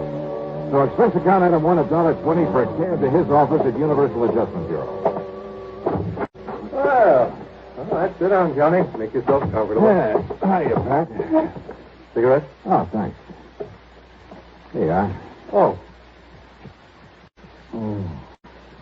Thank you. Well, Johnny, you know that one of our big problems is discouraging and prosecuting insurance fraud. Not only against us, but against the companies we serve. Well, I should hope so. Now, what I've called you about is something that's been going on for a long, long time. Okay. What kind of fraud is it this time? We never know. Huh? Look here. Yeah? A while back, International Life and Casualty received an envelope containing $520 in cash, and with it this note that reads, "Please put this in company treasury. It is money I took from your company on false pretenses. Now I can have a clear conscience." And it was signed Debtor. That's spelled D-E-T-T-E-R. Funny. Yeah, that's what I said to you over the phone. Here's another one. $800 enclosed. The sender identifying himself only as a sorry sinner. More conscience money, huh? Yeah, that's right. People who collected on fraudulent claims or felt they didn't deserve the money they collected. I see. And, Johnny, there have been dozens of them over the years. Most of them have been small amounts, under $1,000. Some of them only $5 or $10. In other words, not worth investigating to see what fraud they perpetrated and why. Yes, exactly. But now, look here. This list of payments anonymously received, all of them from the same person. $833.34 received on July 21st, 1956. Right. $833.34 on August 21st, 1956. Yeah. Same thing, September 21st. Same thing, the 21st of every month since. And no letter with him? Only with the first one. Here. You read it to yourself. Lucent Trust and Insurance Company, gentlemen. This is only a beginning against the amount paid out on me last month. Be assured I shall make full restitution if it takes 5 years. Oh, good for him. Or her. I hope it keeps coming in. No, Johnny, I want to know who's sending this. Now, Yes. Not only the law, but company policy demands that we prosecute anyone perpetrating a fraud. If you can. All the other conscience money has been in single payments. No way to trace them whatsoever. Also, the amounts have been, negligible. Have all these come from the same post office? They've all come from New York City, but from as many different post offices as the number of payments that have been made. But now, Pat, if the man is paying up all he took... Oh, well, how do we know, Johnny? How do we know he'll come through his promise? Well... And we don't know who he is, so we can't know how much he owes us or for what. So all you want me to do is comb through 7 million people down in New York and somehow find the one man. Oh. Now, I admit it's a challenge, Johnny. It sure is. But knowing you... You're right. There's only one thing to do. That's it. Give up. Oh, now listen. No. Wait. Give me a pencil and a piece of paper. Oh, here you go. All right. He said even if it took him 5 years, that's 60 months. And at $833.34 a month, what are you doing? 60 is 3 times 4, $50,000.40. So? All right. He started in July of 56 on money paid out the month before, he said. Yeah. So, find me a policy where Eastern Trust and Insurance paid off $50,000 in June of 1956. Oh. And on what type of policy, might I ask? Life insurance? Oh, really, Mr. Detective? Why? Well, you change those monthly payments to $833.33 But who would cut a penny into 30?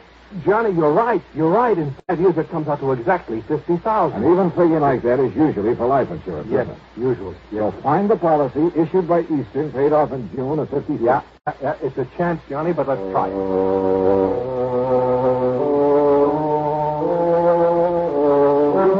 And then suddenly it all began to look too easy.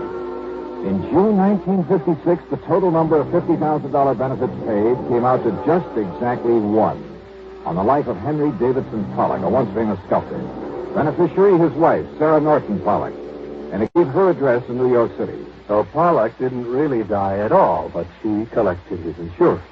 Now, conscience-stricken, she is paying it back. That's what it looks like. But it's still fraud, so go to it, Johnny. Right. Expense account item $2, $8.25, train to New York in a cab to the apartment house at 614 East 49th Street. Failing to find Mrs. Pollock's name on the mailboxes, I got hold of the building superintendent. Mrs. Pollock? Sure. Mrs. Pollock lived here for years. Well, where is she now, do you know? You trying to be funny? What do you mean? I mean, she died last fall. Oh, great. Then it's too late. No, wait a minute. Those payments are still coming in. What's that? You're sure that she's dead? I was with her when she died. Then, mister, what's going on around here happens to be just plain impossible.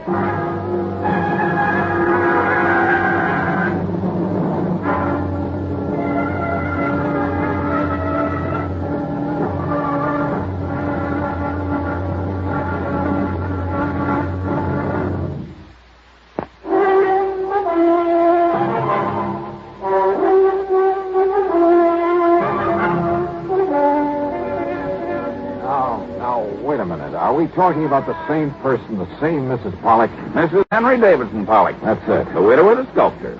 That's the one, all right. And he lived here in this apartment, too. That is, before he died. That was back in 56. Left all his money, all his insurance to his wife, though goodness knows why. How did he die? In that big plane crash out over the desert.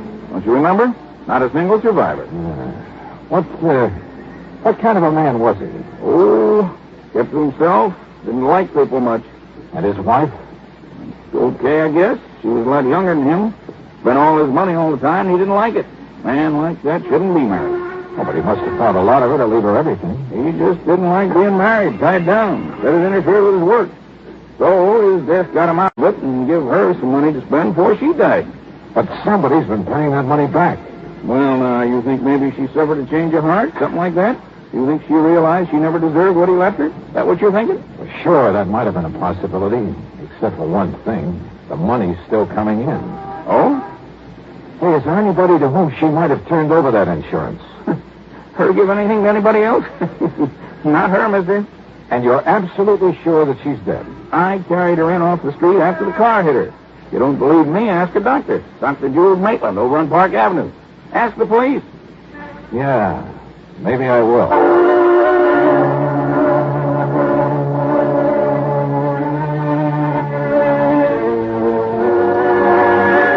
Item 3, 50 cents for a phone call to Pat McCracken back in Hartford. But, Johnny, if it was his wife who got that money and she wasn't the kind to pass it off to someone else, she'd have to be the one paying it back. But if she's dead... Died last fall, Pat. Well, then the whole thing is impossible. Payments have still been coming in. There'll probably be another one plunked down on my desk by the time you get back here. Now, I tell you, somehow that woman must still be alive. So find her. Oh, Pat. Find her, Johnny. But why? Suppose by some miracle she is still alive. Where's the fraud? Look, people don't just hand over $50,000 for nothing. Somebody's conscience is hurting. What other possible reason could there be for sending that money back to us this way? Well, now, wait just a minute. All right, look, Johnny, I'll be honest with you. Maybe there isn't any fraud, so far as the company's concerned. All right. But you know something, Johnny? This whole crazy thing has me so curious now that, well, even if there isn't any insurance angle to it... Except for the money the company keeps getting back. So, okay. But, Johnny, I want to know what this is all about. And if necessary, I'll pay your expense account myself. Well, now, Pat, this is the golden opportunity I've been waiting for years. Don't go overboard, Johnny, huh? But find out for me, will you? Who knows? If I can. Item 4, 785 taxi fares. I talked to Dr. Maitland. No, there was no question about it. The woman who had died when a car struck her last fall was Mrs. Henry Davidson Pollock, wife of the sculptor. The doctor had known both of them very well. I checked with my old pal, Lieutenant Randy Singer at 18th Precinct Police Headquarters. He, too, was sure the woman had died. He'd been called in on the case. Then I remembered something the superintendent of the apartment house had said to me about the way Pollock had wanted to get away from his wife. I went over to the New York Times and checked the old newspaper files. Yes, Henry Davidson Pollock had definitely been a passenger on the ill-fated aircraft and perished along with the rest. I even checked the main office of the airline and learned the same thing. So neither Pollock nor his wife could possibly be sending back that money. But then who could? And why? Dr. Maitland had mentioned a little art gallery over on 3rd Avenue, the only gallery that Pollock had ever dealt with directly. The owner of the gallery was a nervous little man by the name of Walter Bessem. No, Mr. Dollar. Strange as it may sound, I never met Mr. Pollock. But I thought you were the only outlet for his sculpture. Very true, very true. But he was a man who stayed very much by himself, abhorred the public eye, so to speak. Yes. Well, now, nevertheless, you must have. You see, it was his wife who always brought his works in here for me to sell, and was always very sure to collect the money for them. Quite frankly, I doubt if Pollock himself ever saw much of the money that resulted from his artistry. Were his sculptures worth very much, Mr. Bessem? Mr. Dollar, I have yet to find anyone who has seen his work without wanting to possess some of it. It's beautiful, exciting. Oh? In addition to his superb technique, his originality of design, there was a subtle charm about everything he did that was, well, irresistible. Look here, the only one I have left. Fawn at play. Isn't it? Yeah, I see what you mean. Yeah. It's such a little thing, but, what's the price of it? $15,000. But now, wait. Here, this one over here. It is not a Pollock, Mr. Dollar. What? Well, look, I'm not an expert on these things, but it seems to me as though it has the same, well... Yes, the same style, the same charm, the same delicacy of line. It, too, is a fine work of art. And if I chose, I could pass it off as a genuine Pollock. But it isn't. Then who did it? And this one over here. John Wesley Collins. He so admired Pollock's work that he felt the style, at least, should not be allowed to die. Therefore, he has subjugated whatever style he himself might have had to that of the man he worshipped. Fortunately for him, his works, too, command a good price, so that... Oh, please, don't touch... Oh, sorry. How long has this man Collins been doing this? Well, something over 2 years. Thanks, Mr. Bessem. I think you've just helped me solve a $50,000 insurance fraud. What? Mr. Bessem, I'll see you later. I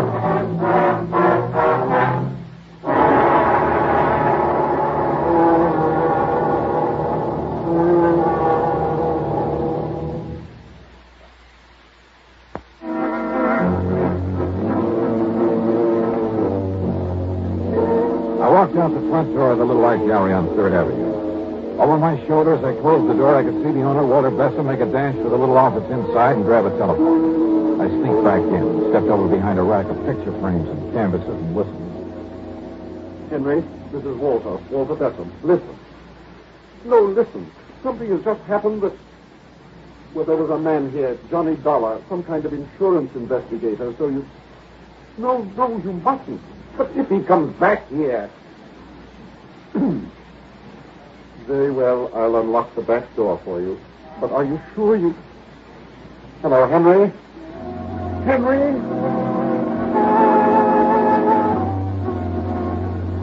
While Besson went to the back door, I quietly slipped out the front.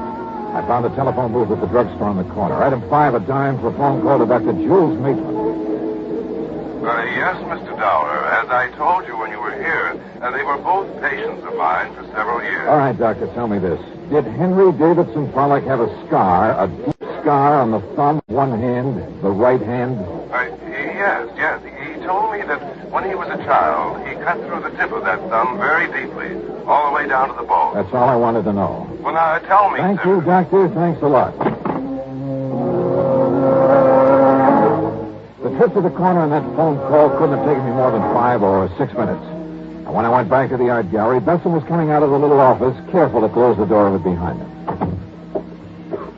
Well, Mr. Dollar, I didn't expect you to return, at least not so soon. Have you decided to buy one of the sculptures by John Wesley Collins, perhaps? No. Of course, insofar as the one remaining genuine Pollock is concerned. What's the matter, sir? Besson, would you like to sit down and write a statement for me? Statement? I'm afraid I don't understand. Or would you rather I call in the police? What are you talking about? I told you before, Mr. Besson, fraud. What? And since it's pretty obvious that you're an accessory... Fraud, an accessory? You mentioned the great similarity between the sculptures of Henry Davidson Pollock and John Wesley Collins. Yes, and I told you the reason for it. Did you? Of course. All right, look here. This one. Fawn at play, you called it. It's a Pollock, the genuine Pollock. You'd swear to that? Of course I would. And how could you prove it? Well, there's one way. The marks left by the artist's right thumb. Here. And here, for instance. Because that thumb was split on the end, left its imprint on the clay. No, Mr. Dollar. And I can prove that these recent things done by the man you call John Wesley Collins were done by the same person. They all bear that same mark. Very well, Mr. Dollar. But the world will never know. Oh, now, Besson, put that thing down. Yes, put it down, Walter. Henry, I mean, Mr. Collins, Henry will do. Mr. Dollar, I suppose I should have known that sooner or later. Well, I give myself up to you. But, Henry, the story is a simple one, Mr. Dollar. I suppose you'd like to hear it. Yeah, I certainly would. Now, you see, I wanted to get away from my wife for reasons that we don't really have to go into. I planned to fly out to the West Coast to disappear. But at the last minute, I gave the plane ticket to someone else. On the plane that crashed out there over the desert? Yes. Then, knowing that my wife thought me dead, and realizing I could become lost in this tremendous city as well as anywhere else in the world, But I'd forgotten about the insurance. So then, anonymously, of course, I started paying it back. I see. All of this was very wrong, I know. Well, I'm afraid it's something for the courts now, Mr. Pollock. Mr. Dollar, the works of John Wesley Collins have sold very well, at good prices. Only this morning, listen, I was able to mail the whole balance of the $50,000 to the insurance company. Do you think that will help, sir?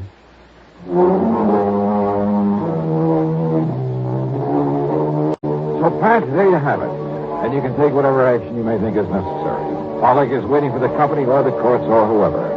And Walter Besson is too scared to go anywhere. As for the expense account, I think the company can afford it. The total, including the trip back to Hartford, is $26.15. Yours truly, Johnny Dollar.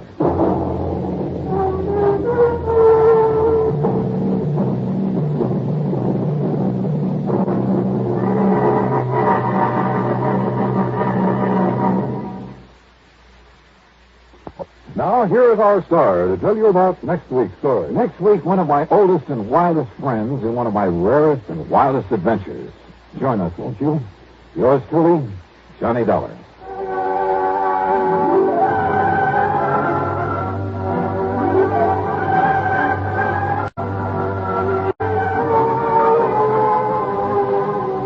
Yours truly, Johnny Dollar, starring Bob Bailey, originates in Hollywood. and is written, produced, and directed by Jack Johnstone. Heard in our cast were Herb Vigran, Edgar Barrier, Carlton G. Young, Will Wright, and Lawrence Dobkin. Be sure to join us next week, same time and station, for another exciting story of yours truly, Johnny Dollar. This is Dan Coverly speaking.